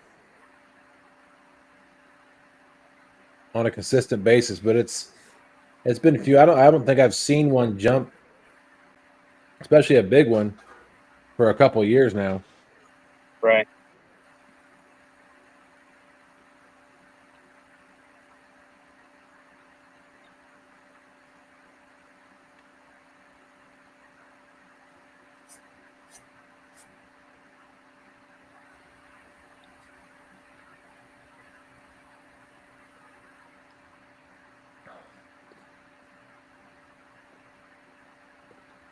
Nina said she caught hers down from the Chickamauga Dam. For which dam? Chickamauga. Yeah, that's where they get stocked down there at Coolidge Park. So this stretch has a good concentration of them. But I also know that I think it's Center Hill Reservoir, or the dam up there. I mean, at Center Hill, there's a very large concentration of them up there for some reason. I don't know if they migrated from here up there because colder water or cleaner water or what. Of course, they have to get past. They had to get past Kingston, Kingston and everything to get up there. So I don't know.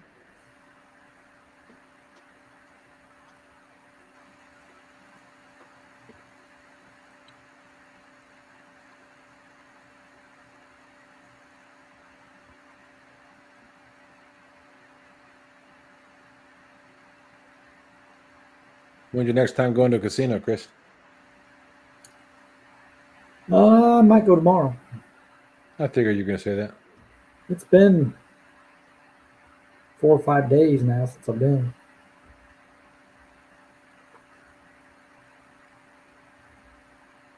But like I was telling you earlier, I've got enough videos now. I can schedule all the way out through the first or second week of December. Very nice. It's not like I need videos.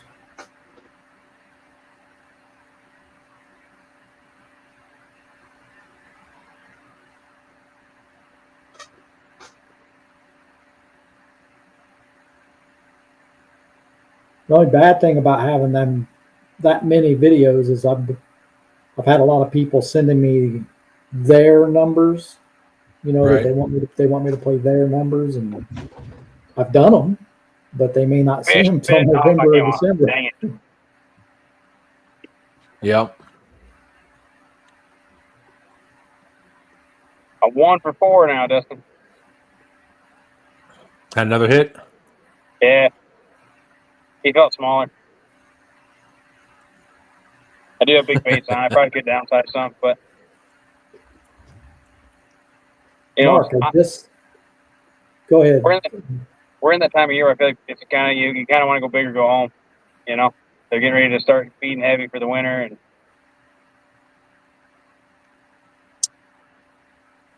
I just said it's been 4 or 5 days since I've been there.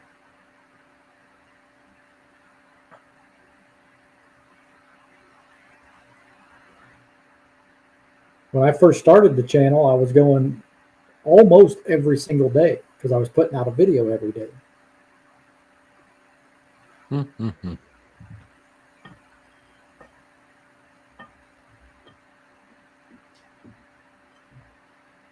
I thought I won the boat, right?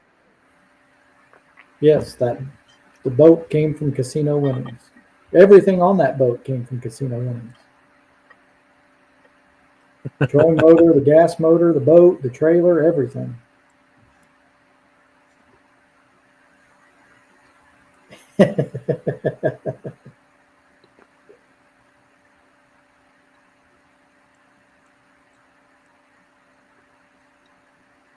live intervention.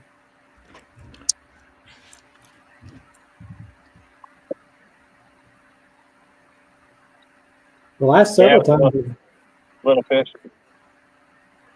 The last several times I've went, just because I'll get, $30 to $60 in free play. So I go in there just to play my free play, because if you don't use them, you lose them. Right. So I'll go in there and just use my free play and try to get a video or maybe two out of the free play. Definitely one way to do it. He says he's too tired. I'd say that's the best way to do it. Use the free play to make your videos. Well, there's a casino it's down by one of the places we fish on the Ohio River a lot. Right. And their their Keno selection is awful. But at the beginning of every month, they give me $160 in free play. Huh. And I've only been there a grand total of like 4 or 5 times now. And they're giving me $160 in free play. They'll give us a free room for 2 nights and dinner. So I'll go down there at the beginning of the month and just use that free play. And if I win any money at all, I take it back to my casino and use it to play Keno. They're going to be on to you now. They're watching. Right. Yeah, Mark, that's how our next cruise that we're going on next year was, because I gambled on the Alaskan cruise.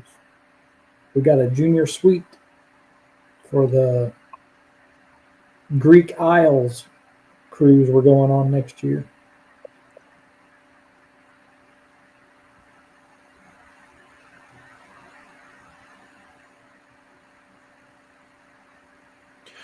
I wonder if they would have been at that. Would that junior suite would have also been available on a cruise that started in the United States? Yeah, there were a lot of cruises to choose from. Okay. But she had already decided she wanted to do the Greek Isles. She decided that before we even went to Alaska. Gotcha.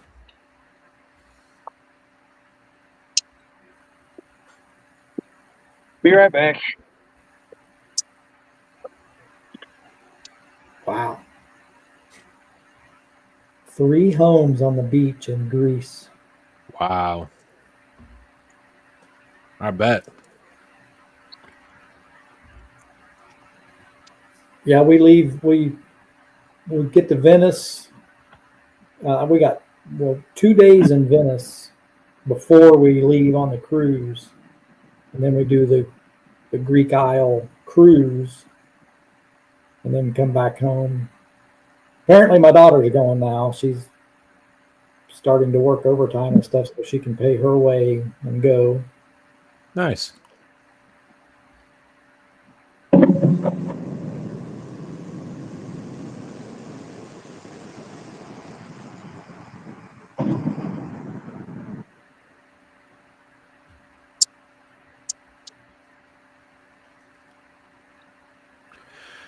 Mark said his whole family owns restaurants here. Says we can use one and he will have his family take care of us. Wow. That's definitely the way to go.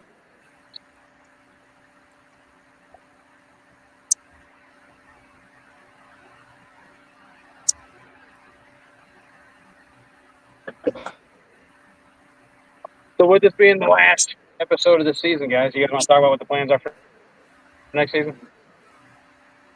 Or if there's even going to be a next season? This is your show, brother. I started it, but it's definitely an FOA family show now. Absolutely. You lead, we will follow. But I don't mind doing June through October again. Other than a couple of weeks where there was holidays, it wasn't that bad as long as I actually keep the boat running. That was the biggest hurdle for me this year. Yep. Oh, come on, come back. Come on, come back.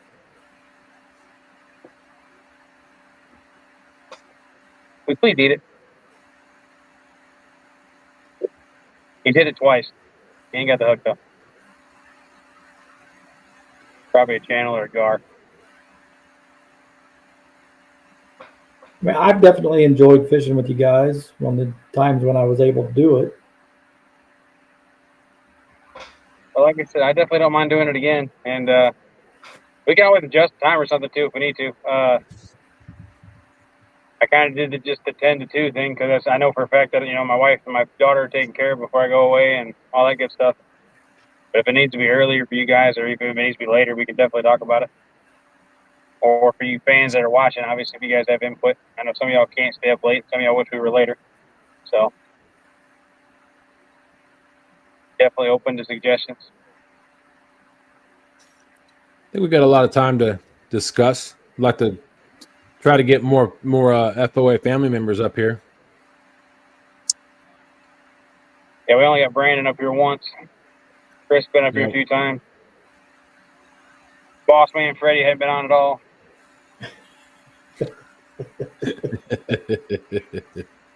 Brian B, no surprise there, but he ain't been on.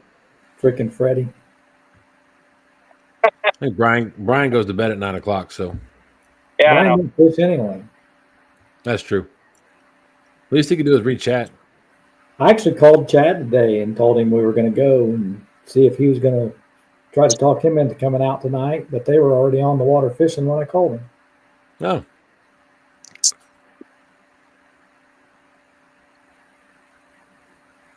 And then Telly wouldn't let me go anyway. Yeah, that's the story I heard too. Yeah, it's true.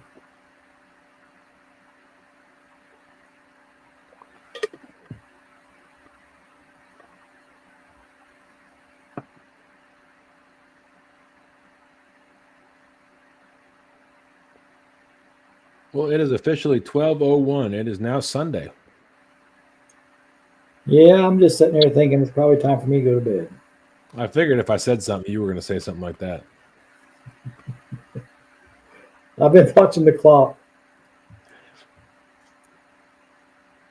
Yeah, it's one of those, that little nap I had earlier. Now it's like I'm too awake to try to go to bed. But I know I need to go to bed because I got things to do tomorrow. Right.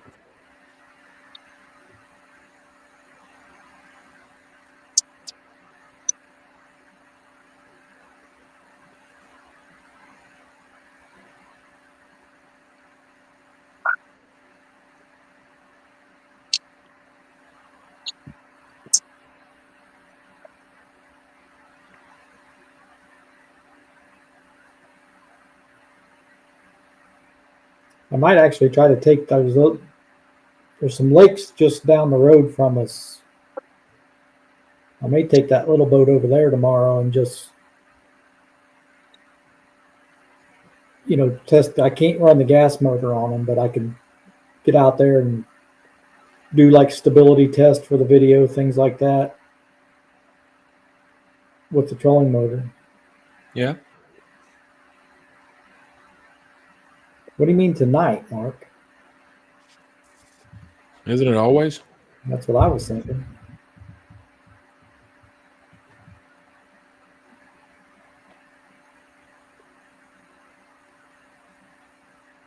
What I missed?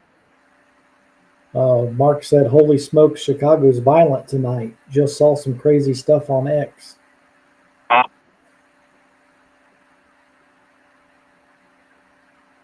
Oh, it's special tonight. Special violent tonight. Interesting.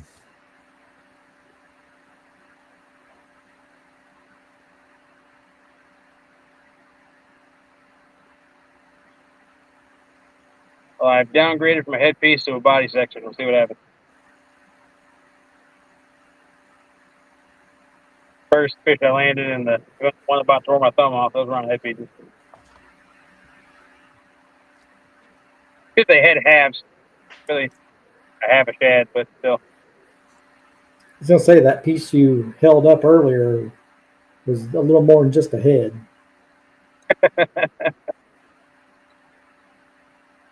I haven't had luck getting big bait this year, other than like once or twice. I've essentially had 0. I think I've had 5 skipjack in the boat the whole year, and I paid for them all. I didn't catch them. Wow. So Yeah, I think everybody everywhere has struggled with skipjack this year. And the sad thing is, I mean, maybe, and it could be just me. Obviously, my fishing's been limited to the boat being down. But when I have fished with the skipjack, it's not been that impressive either. Like the fish know, you know, like, hey, those things aren't really good this year. Or, oh, hey, there's not that many of them this year, so it's not the food source I'm chasing, or what, you know, something. I don't know. Obviously, I'm not saying fish are maniacs or anything, but they're trying to survive just like any other species. You know what I haven't had a problem finding this year for bait? White bass. Salmon. I'm sure the store is stocked. Oh, I saw it too. What'd you see? A figure behind Chris. Did you see somebody? I just heard something. Oh, that's my son. I thought our ghost was back. Do tell Miss Telly we said hello and we missed seeing her. Yeah, I'll tell him for sure. I know Shannon was excited when I said that Chris and Telly were fishing with us. She's like, oh, yeah, really? And then y'all didn't fish with us, so. That's all Telly's for. I'm not even sure she stayed to watch the show at that point. She probably turned it on, saw we weren't there, and went to bed. Probably. I almost did the same thing. Whatever.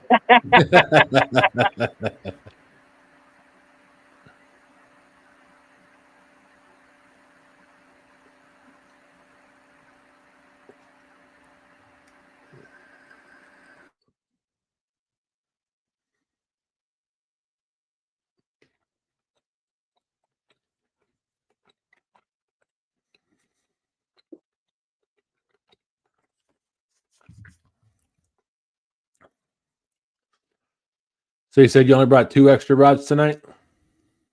Yeah, if the fight dies, which it might have, I haven't really had any more good hits in the last drift or two. There's a couple of spots that I've been wanting to not bank fish, but anchor fish for a while. Around those barge tie downs and those eddies, I really want to fish there some. And then behind Chat State, there's a couple of spots I've been told by a couple of guys that supposedly flatheads frequent. And you can't really fish it from the bank because that park's closed during the night. Right.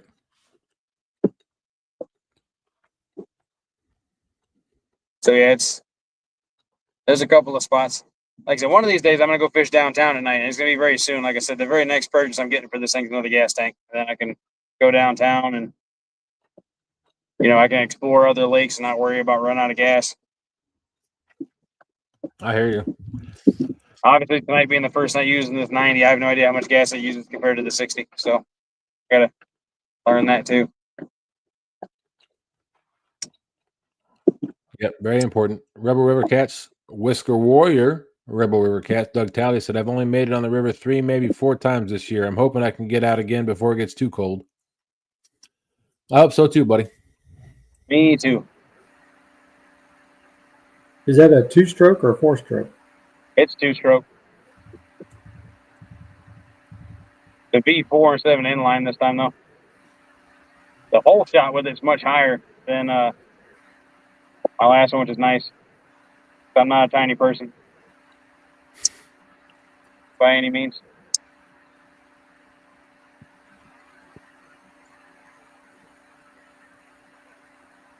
And I still drive it faster in the dark than Dustin would like. Absolutely. I do have headlights on it now, though, so I can at least light up the buoys and stuff. I'm not just trusting my limited eyesight and my fish finders.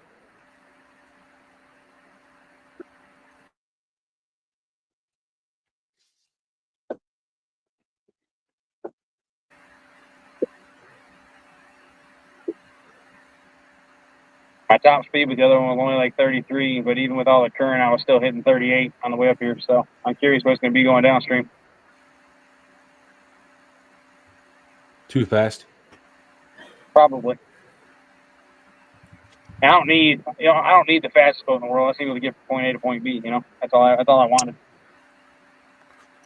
But then the only reason we went to the 90, one, cheaper to buy a 90 than it was to get another 60. Almost everywhere we found. And then on top of that, like I said, when I have a boat full of people, being able to actually get on plane faster was important. That's the one thing. I mean, I've got a 90 on our boat, and it even with one extra person in there, with that third person, it just it takes 3 times longer to get on plane. Yeah, with 3 or 4 blade prop. 3.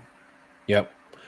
That's what I was told. I transitioned to a 3 just because it was cheaper, and that was the only one that was available to me at the time.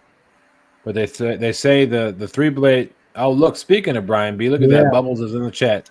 Must have said his name 3 times. The guys at Bass Pro told me the 3 blade prop it takes longer to get on plane, but you got a higher you can get a higher speed out of it because there's less drag on the props. But if you go to 4 blade, you have a better hole shot, but you won't be able to get up as fast. All right, well, you won't be able to go as fast. This one's still only a 3 prop, I think. Remember right? It's just 30 more horsepower. That's the difference for me in this case. I definitely noticed my boat getting on plane this last weekend with me, Ryan, and Sean all on the boat. Usually I used to not have an issue, even with I've had 9 people on my boat before, which is the max it can hold. When I had my 4 blade, and it took a minute to get up on plane, but I was able to get up on plane with just the 3 of us, because it's a 90 horsepower. Just the 3 of us with this 3 blade prop. I was able to do it, but it took a lot longer. Well, like I said, if it ever got to the point where it was a problem, I could switch, obviously.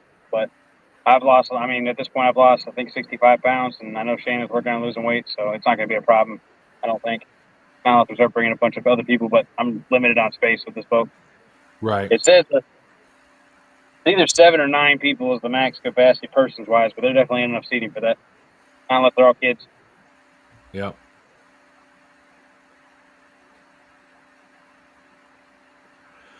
I'm sure they have a average size in mind when they tell you that. Well, because my boat's 9 people or 1,290 pounds, I think, or 1,240 pounds. Oh, here it is. 7. Divide that by 9. Yeah, it never works out. No. 7 persons or 1,000 pounds, I think was what mine says. If I can read it, it's bouncing in and out of a shadow, so I can't see it for sure. Yes, you're looking at what, 125 pounds a piece? If you got 7 people in there? Yeah. You see that box right there, Freddie?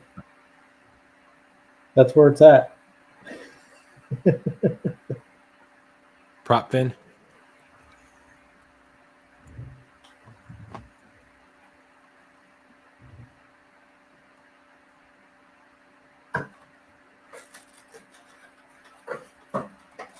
Come on. Where you at? Yes. Finally got to hit that spot again where that fish was. Appeared to be home. Yep. See, I can't install one of those anymore because I got that trolling motor mounted to my cavitation plate. I don't even know if I'm going to put that on there. Thanks, Brian. Appreciate that. Welcome in.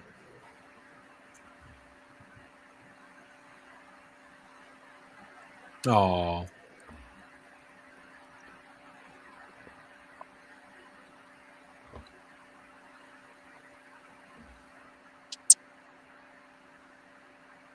But see, I ordered that. Me and Telly and Freddie and Nina went to Tennessee on the Cumberland River. What was that? 3 months ago?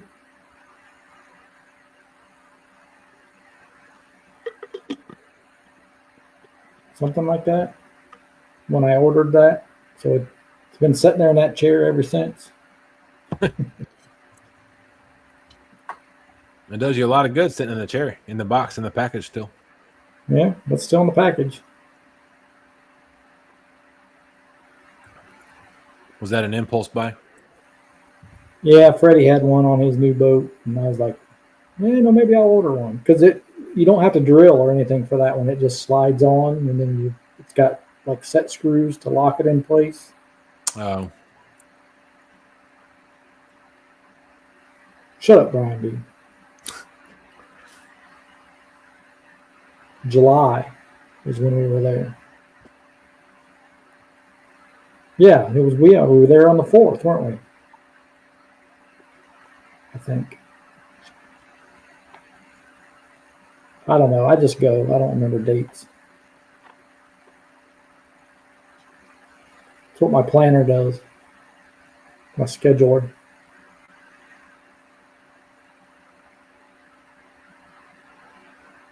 isn't your scheduler's name Telly? Yep.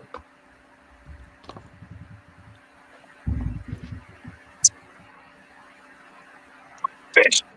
All right. Oh. Keep it on. Keep it on.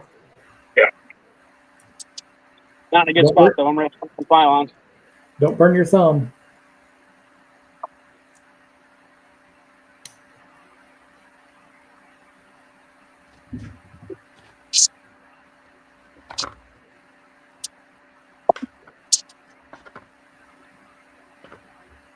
Whoa.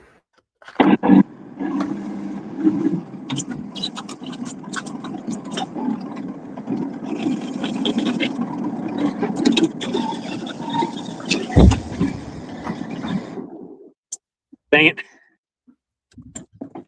I didn't say that out loud. My bad. What's wrong? Whoa. Uh-oh. Uh-oh. Yep.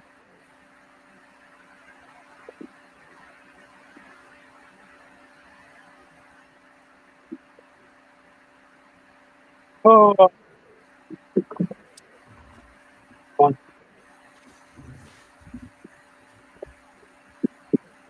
You all right? Yeah. Definitely heading back to the dock just today. I bounced off my trolling motor if I smashed the hull. But I have a rod that's stuck in my trailer now. Uh-oh. Oh, man. Yeah.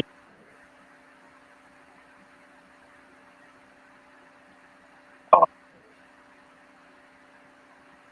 And as long as the line doesn't break, I'll get the rod back, but it's definitely in the water.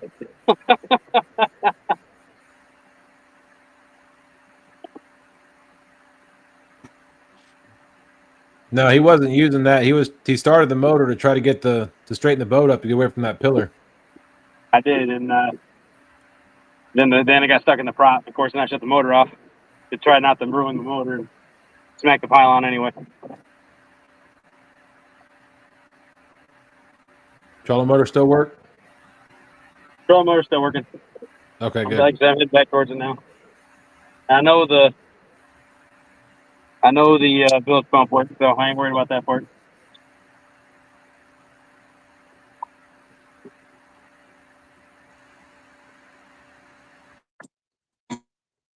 For this fish finder, I ain't got a different one.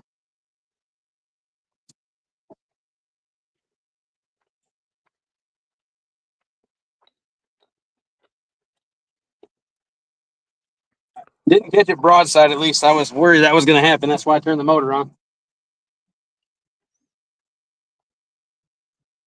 Where did you say you lost the rod? And the trolling motor is still working. It's not making any funny sounds at the moment, so I should be okay. Well, that's good.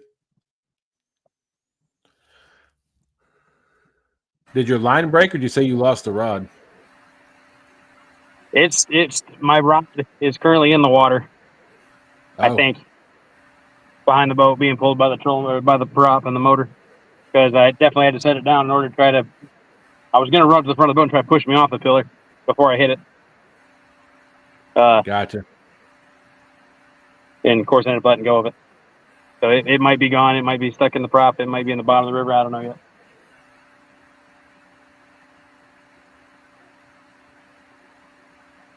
Well, I'm just glad you're okay. Oh, yeah, me too.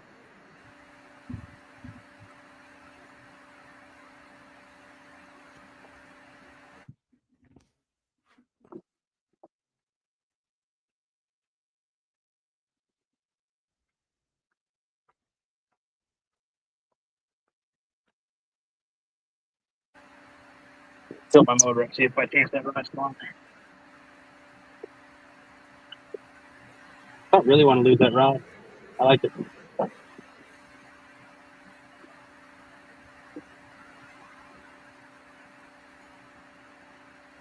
Is it too soon to ask, is the fish still on? I have no clue. Uh-oh. Hey, Mrs. Yak. Hey, Mrs. Yak. Are you serious? Yep. She says, hi, guys. Hi, Taylor.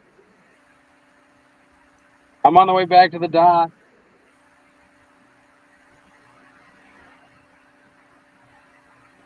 Had a fish on.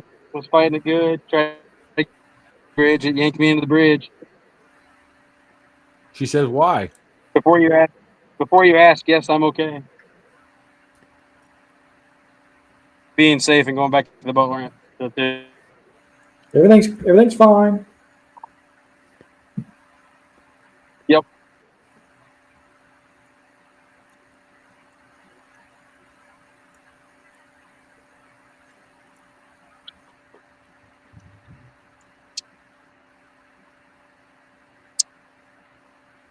She said, well, okay then. Yep. Yeah, he's fine. He had a fish on and Oh, good news. I still got the rod. oh good. Drag him behind the boat. See if I can get a hold of it. I'd rather have it in the boat than out of the boat.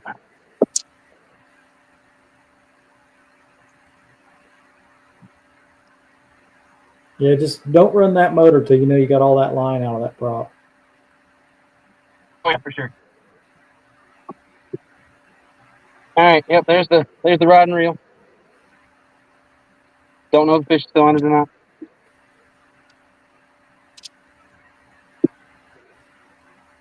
I doubt it, but it would be kind of cool. We should have something to show for all that. No kidding. Nina said, "Where's the fish?" No, Mrs. Yak, he's not going to use it because he's got the line wrapped around the prop right now. I'll have to get back to the ramp, cut it out, and make sure it's all out of there. Which means I'm probably done for the night Yeah. because it's hard to see with no light.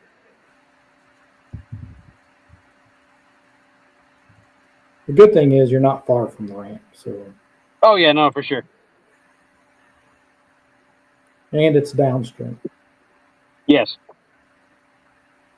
And there's not a lot of current. No, because they're not running jack. If they were, I wouldn't have been above the bridge in the first place. Well, Mrs. Yak, he caught one 26-pounder, and then he caught he had a couple more bites, but nothing else hooked up except for this one. Yep. Freddie said, "Turn the motor on and reel the fish in." Yeah. Big Mike asked if you need some help. No, I don't think so. I think I'm good, man. Like I said, my bilge pump works if it does start leaking. But I think I hit the trolling more than anything, and the trolling motor's still working. So I don't even think I hit it that hard. Just enough to be like, oh, snap, you know? It didn't sound like that hard of a collision. I almost had it lined up just to go through it, and that's what I was trying to do. But then the rod got caught in the thing, and I guess I must have jerked to the right or left enough to throw it off.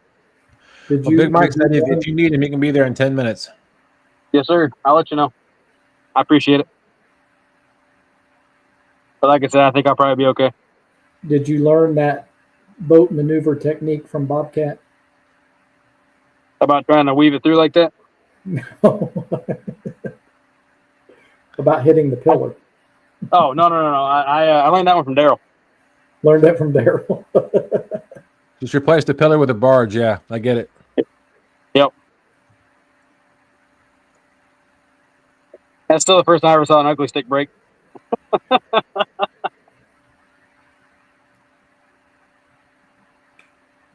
Well, if nothing else, ladies and gentlemen, if you're watching this show, we talked about this being an educational show. That's how you don't successfully navigate between two bridge pylons. That's right. Education is not all about learning something to do. Sometimes you got to learn what not to do. Exactly. On the bright side, I got a new puppy.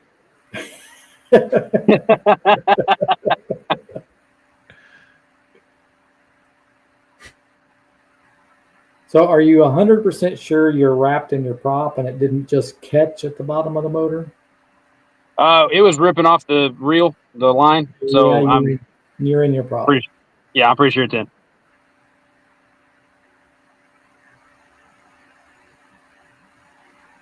My question is there a 50-pound catfish being drugged behind me? I don't know.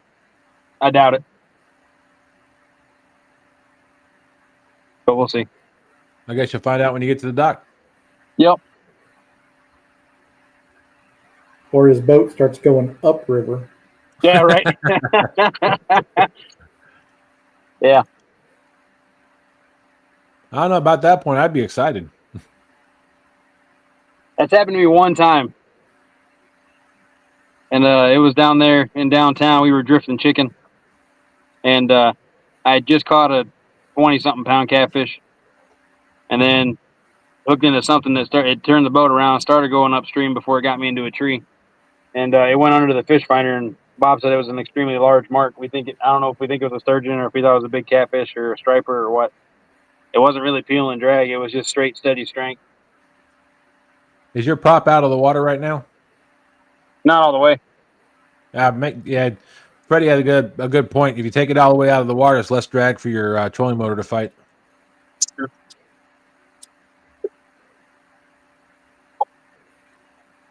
Yeah, it's all the way out. Thanks, boss man.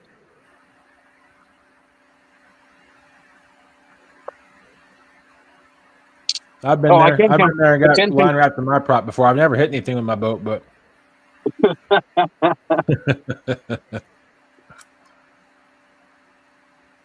when we were looking at boats, I told Shane I didn't want aluminum. I didn't want fiberglass. And that was why. Miss Jack said, I always miss the good stuff, LOL. You go back about 10 minutes, you'll be able to see it. That's a great thing about the recording. Yeah, it happened just a couple of minutes. It just happened before you hopped on. Yep. Freddie said, glad he could help. Yes, thank you.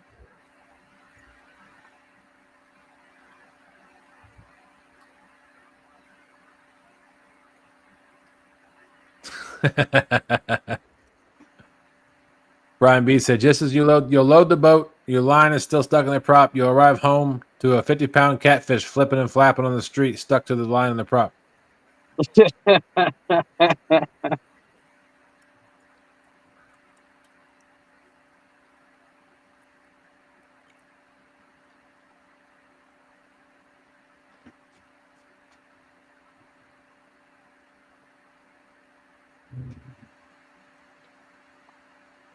I was sitting there. I was trying to weave it through there anyway to bump through it because I was going to fish below the bridge after that.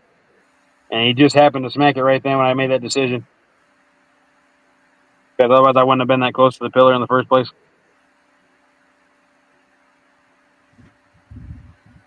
They say hindsight's 20/20 though. I know. That's the worst thing about hindsight. It sees better than I can. I got 4 eyes. Brian said if that happened, I guess there'd be less skinning of the catfish to do. That is true.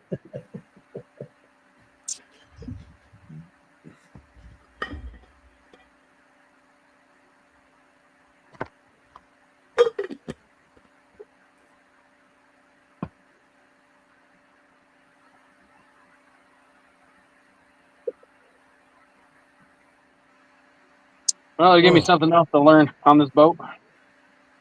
How to take care of the prop. I haven't done a prop thing yet. Mark said, glad you're safe. Oh, yeah, me too. Man, it's always the biggest. That's always the biggest concern. Absolutely. He said, on that note, good night. All right, Mark. Thanks for coming in, man.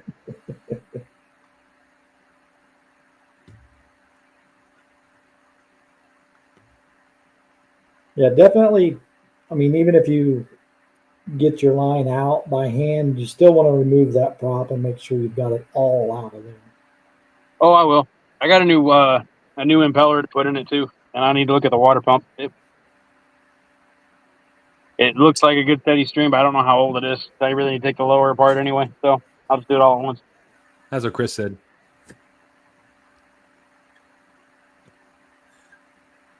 That was an old man joke. But anyway. Oh, okay. I didn't hear you. Oh. He said it looks like a good steady stream. Oh. That wasn't funny. Mrs. Jack said, for the sake of clarity, a fish made him do it. Yes, absolutely. Correct. Yes, it was not me.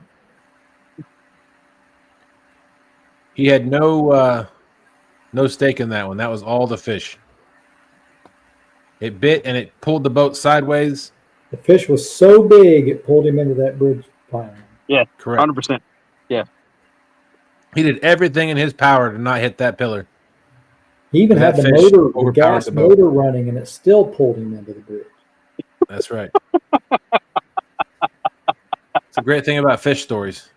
Yeah, I can always be right.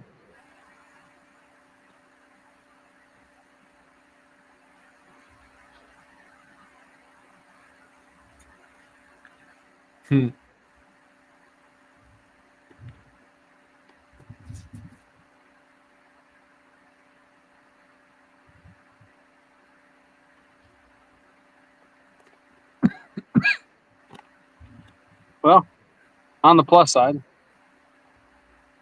I have no water in the bottom of the boat. That's always a good thing. I don't think you hit that hard enough to hurt your boat any. I really don't either. I'm more concerned about the trolling motor shaft being bent, if anything. What trolling motor you got on there? It's a Gen 1 Minn Kota power drive, or not? I think it's Gen 2 actually, but the power drive V2. Yeah, but those are like fiberglass shafts or whatever, right? I think so. Yeah. Yeah, you didn't hurt that. I mean, if it's still working, everything's fine.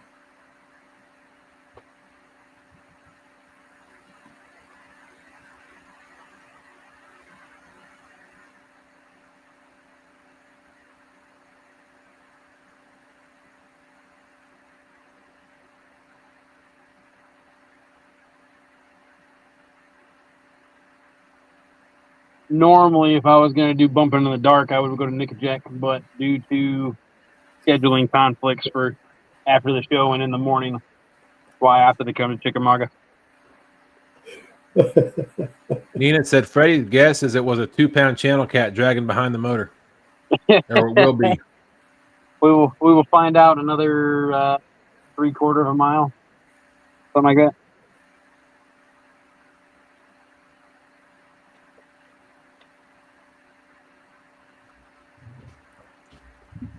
It was definitely a decent fish.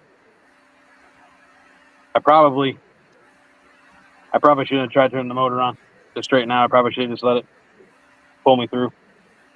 So the pillar I hit, the block was underwater. The pillar that I was aiming to hit to start with when the fish started turning the boat sideways was, I could see the block. It was still underwater, but I was afraid it would hit the bottom of the boat. And that was why I tried shifting it. Gotcha. Because they're not all the same height. And that's weird. It also depends on which turbines they generate it from too, because even if they are close to the same height, the water doesn't hit them the same way, you know. Right. That's right, Miss Jack. She said, "Well, I'm glad he didn't sink and that he wasn't alone in case of emergency." Well, I should always at least tell somebody where you're at and where you're fishing. Or sorry, that you are fishing, when you plan on being back, and where you're going. He had all 13 of us here with him.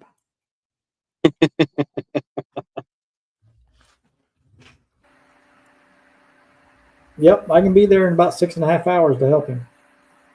It'll take me about 10.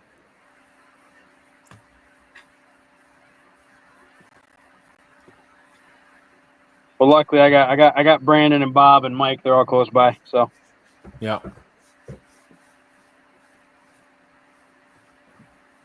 The one thing about not being a jerk, you actually can make some friends, and they can help you out when you need it. That's one of the benefits, yes.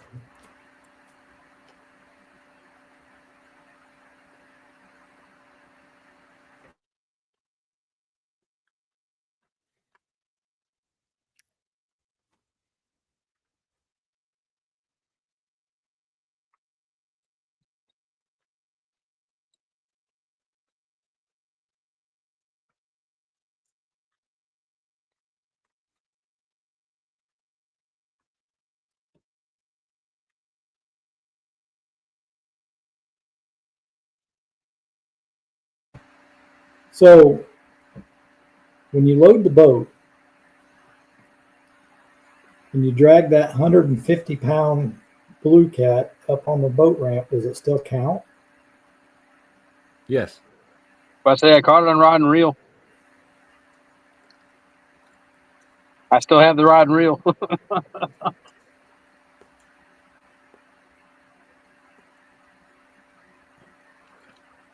That's kind of like saying you catch the fish and then the reel stops working. You have to hand line it in, right? Right, Well, exactly. so it was so big you had to use the prop to get it in. Right, exactly. It was all planned.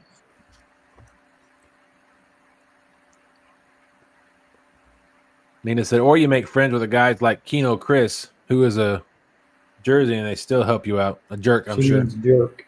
Yep. Caught on prop and reel. Caught on prop and reel.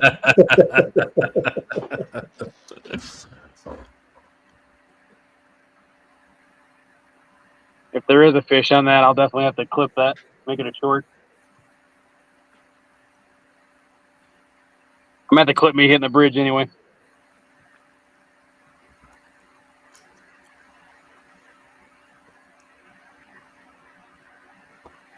You know, when we started this thing, Dustin, we definitely told everybody we are not professionals. Correct. So I mean, I'm just living up to the standard we set. Yeah, we set the bar pretty low. How did it get Jersey out of jerk face? No That's idea. a great question. Autocorrect thinks it knows everything. Must be an Android thing. I was about to say it must be an iPhone thing. Nope.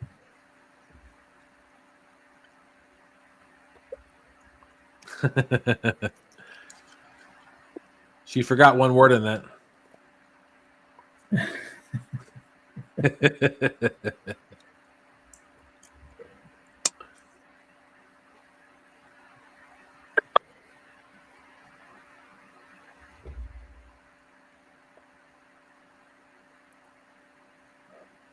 Man, this is weird. I'm passing all these bridges, right? There's the DuPont Parkway's got there's 4 piers under it, right? There's nobody fishing any of them. I've never seen it this dead on the bank.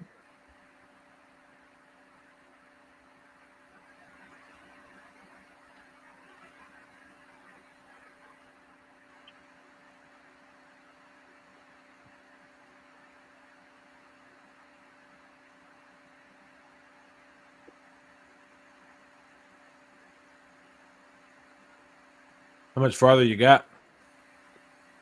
I can see the boat ramp. Gotcha. I think everybody now is just sticking around to make sure to see I if want you to still see got the the fish fish on there.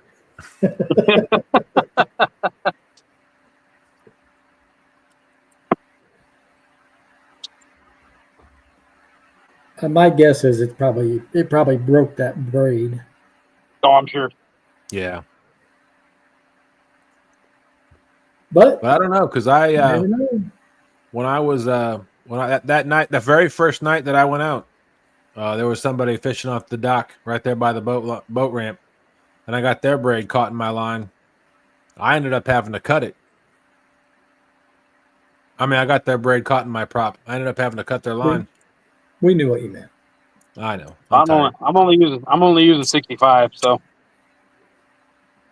Oh, my cat came upstairs. I can hear her. I can picture her tiptoeing past the dog on the chair downstairs.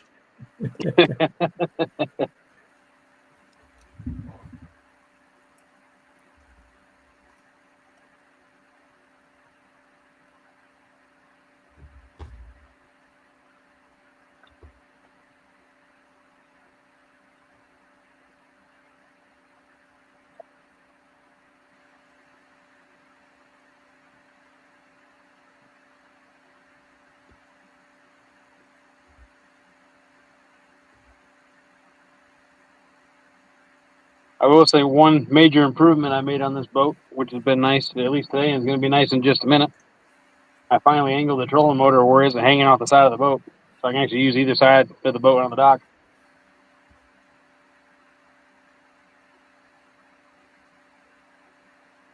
It was really weird having to push a boat off a trailer and spin it around with a rope, just to not smack your trolling motor. Nice hat, Chris.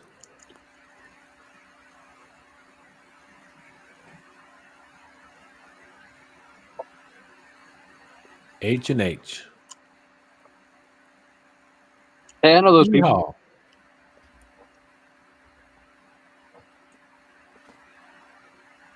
One of them cooks really good, and I don't know about the other guy. He's a jerk. He's jerk face. Oh, right, yeah, sorry. He's a Jersey. Jersey. Jersey.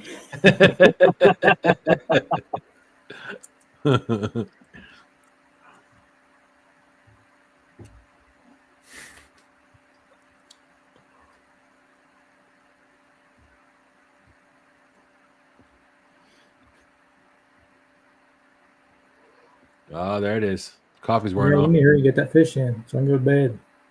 I'm sorry. Got about 200 more yards to go.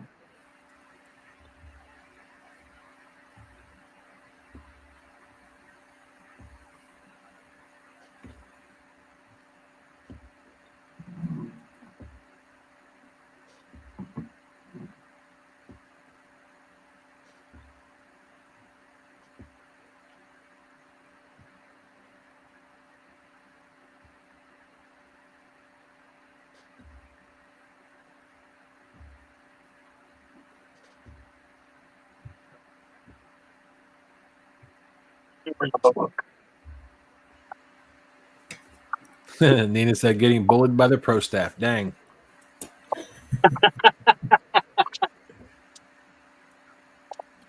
That's what family does. We pick on each other. Exactly.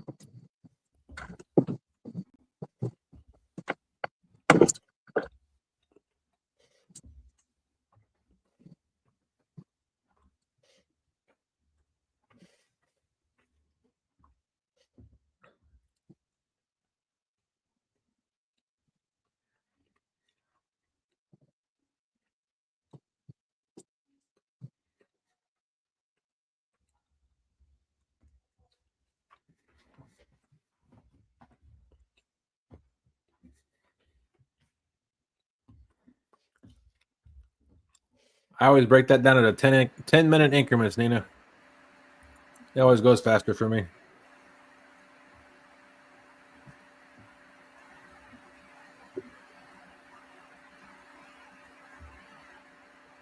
It's 2.5 episodes of Big Bang.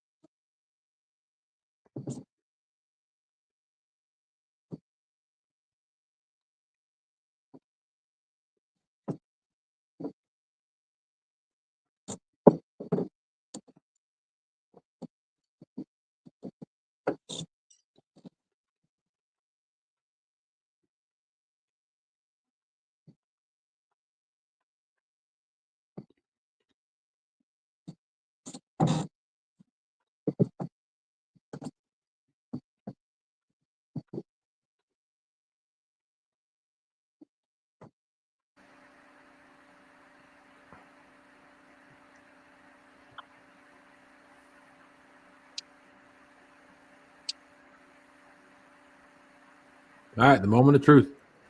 Need any lube? No, I'm good, thanks. Okay, Appreciate the offer, though. anytime. Mrs. Jack said, all right, I went back and watched him very obviously smack the bridge.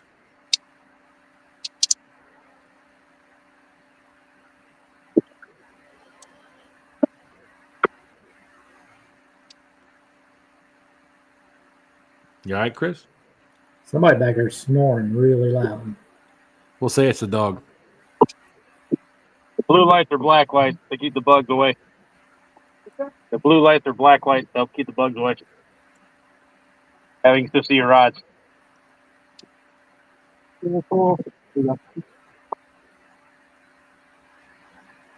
You talking to us? No, I'm talking to the gentleman that pulled up and they were asking about the blue light. Oh. Yeah, we thought you were like or something. No.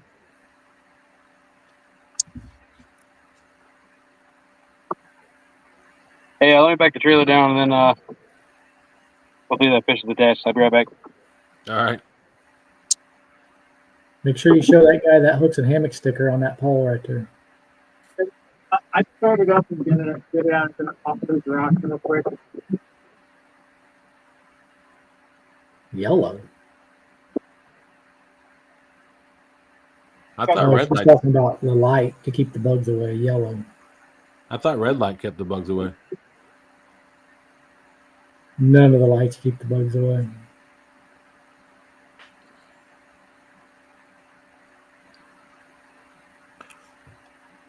Looks like last Yak lost his signal too because his screen is frozen. I still hear audio, but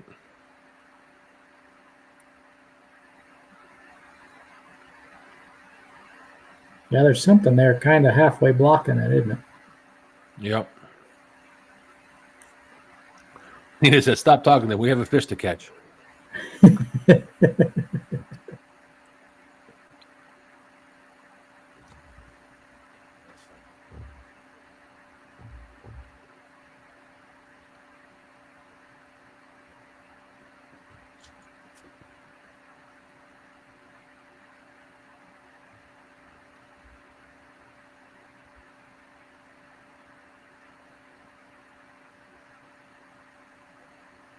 They Awesome. made it to South Carolina. Whereabouts did you travel to again? Probably North Carolina. Ah. I don't know. Hey, it wasn't my fault. I was just reading chat.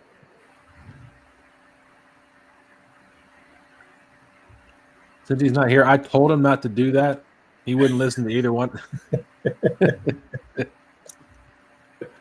Just kidding.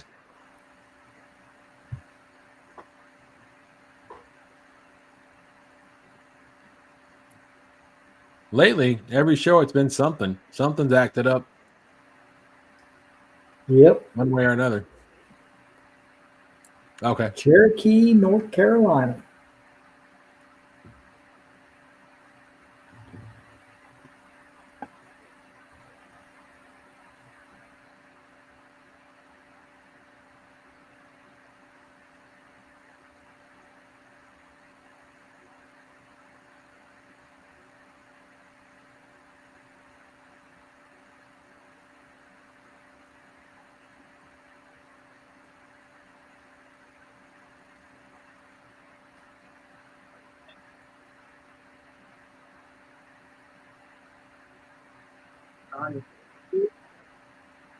I hear him.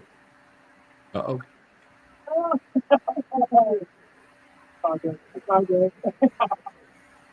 He's laughing. The fish is probably on top of the water back there.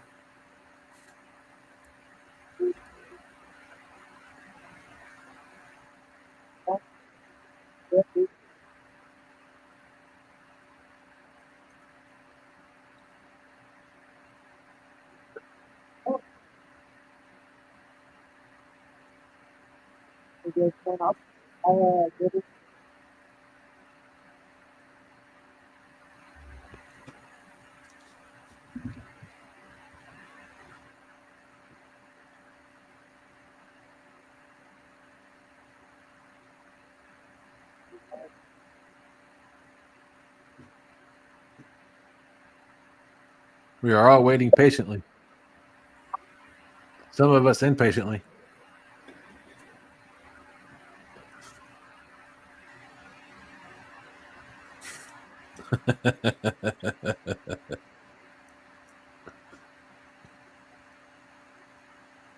You tell her, Nina.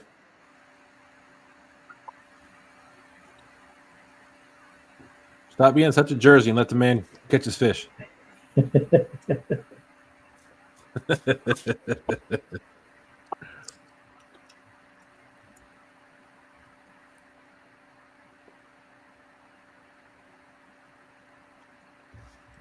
Well, the good thing is we know he made it back to the dock, so. Yep.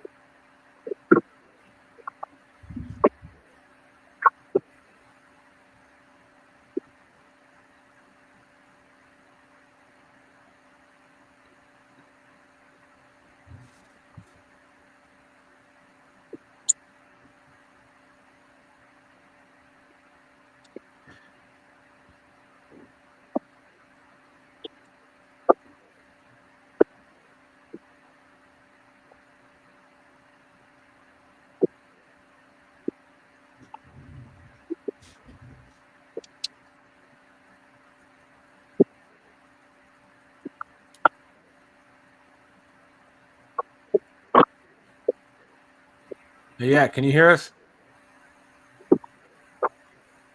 Nope. I didn't know.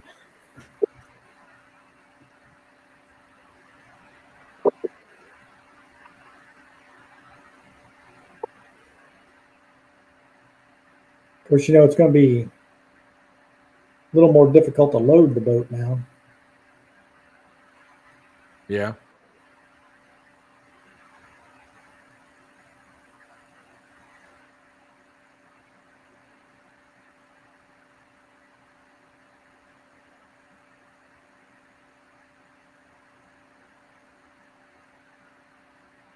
He's used to that.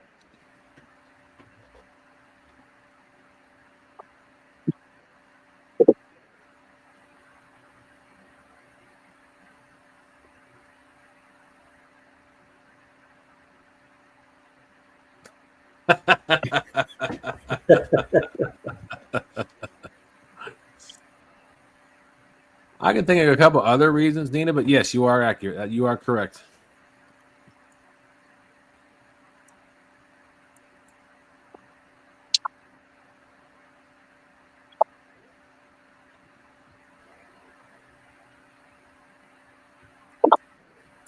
Oh, wow.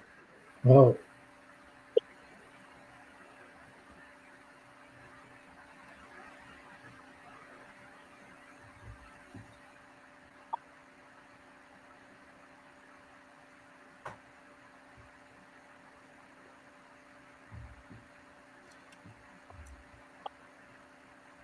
Mrs. Jack said, with all the motor issues over the summer, he's gone swimming many times. I can honestly say that with all the issues that I've had, and that's not been a lot, I've never had to get in the water to fix any of them. I hope I never have to. You mean Moment of both? truth. Let's see if he's there. Oh, darn. He's not there. No We hear your fish? audio, but your picture's frozen.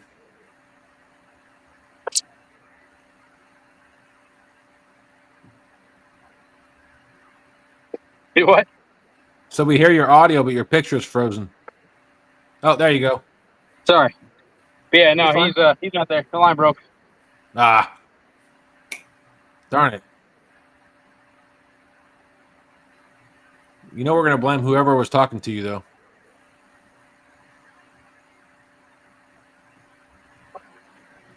At least Nina is.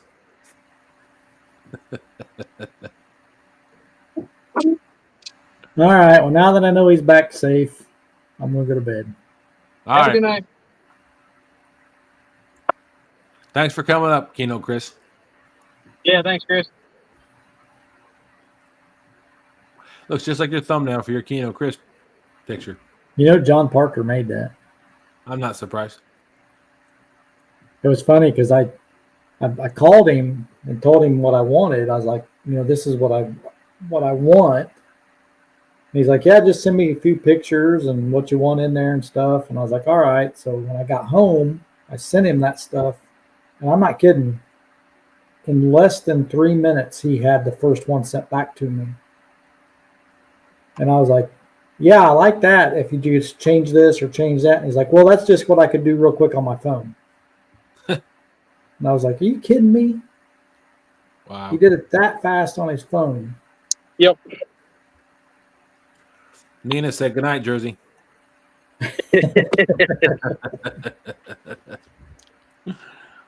All right. Yeah. Later, all. All right, later. We'll talk to you soon. He gone. He going. Well, we caught one fish. And a heck of a story. Had a heck of a story. Yep. You know, that's a good point. Yeah, let me see if I can. I should have showed. Oh, hang on. That's not what I want to do. I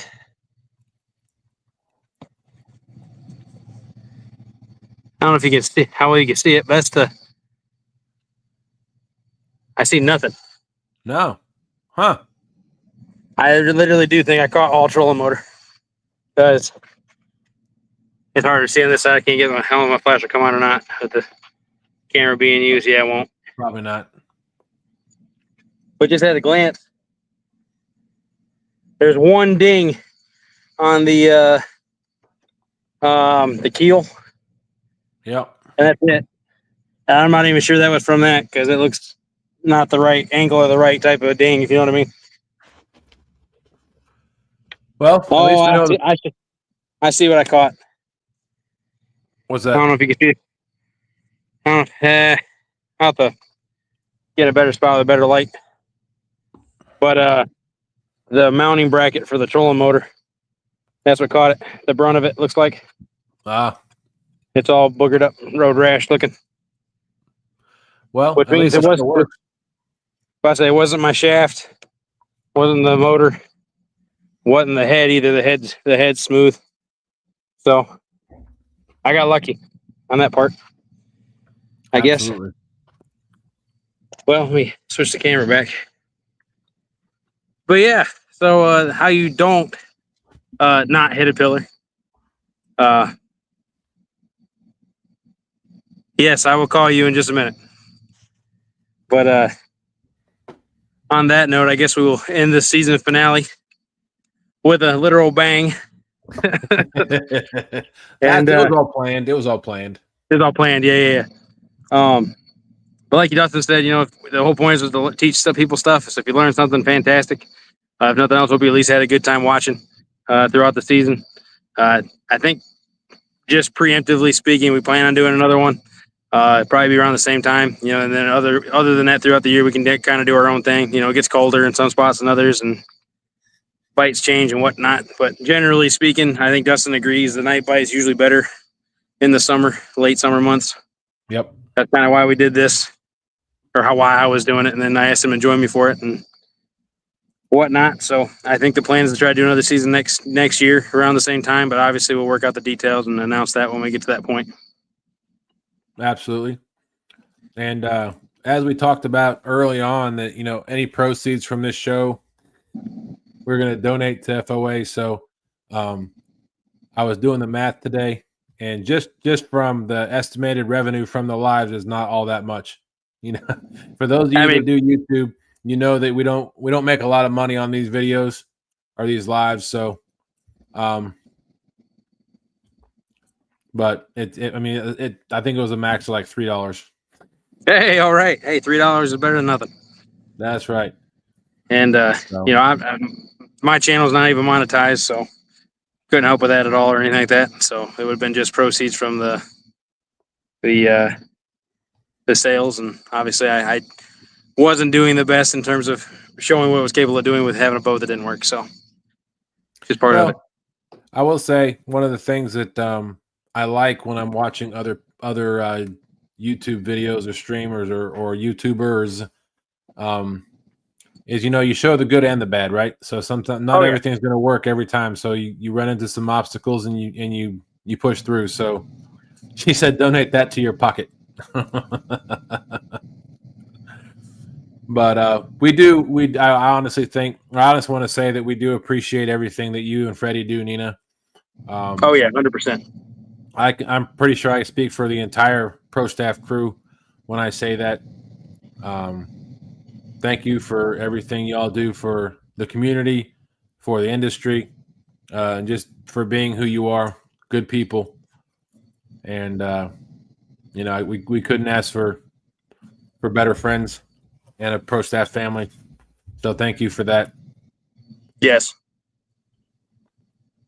It's an honor. It's an honor to represent FOA, and hopefully we do it in a way that makes you proud, both of you. Exactly. And we look forward to many years together. And if like I said earlier, for those of you that didn't see, that QR code up in the upper left hand corner is for FOAcustomsandgear.com. You scan that QR code, take you right to their website.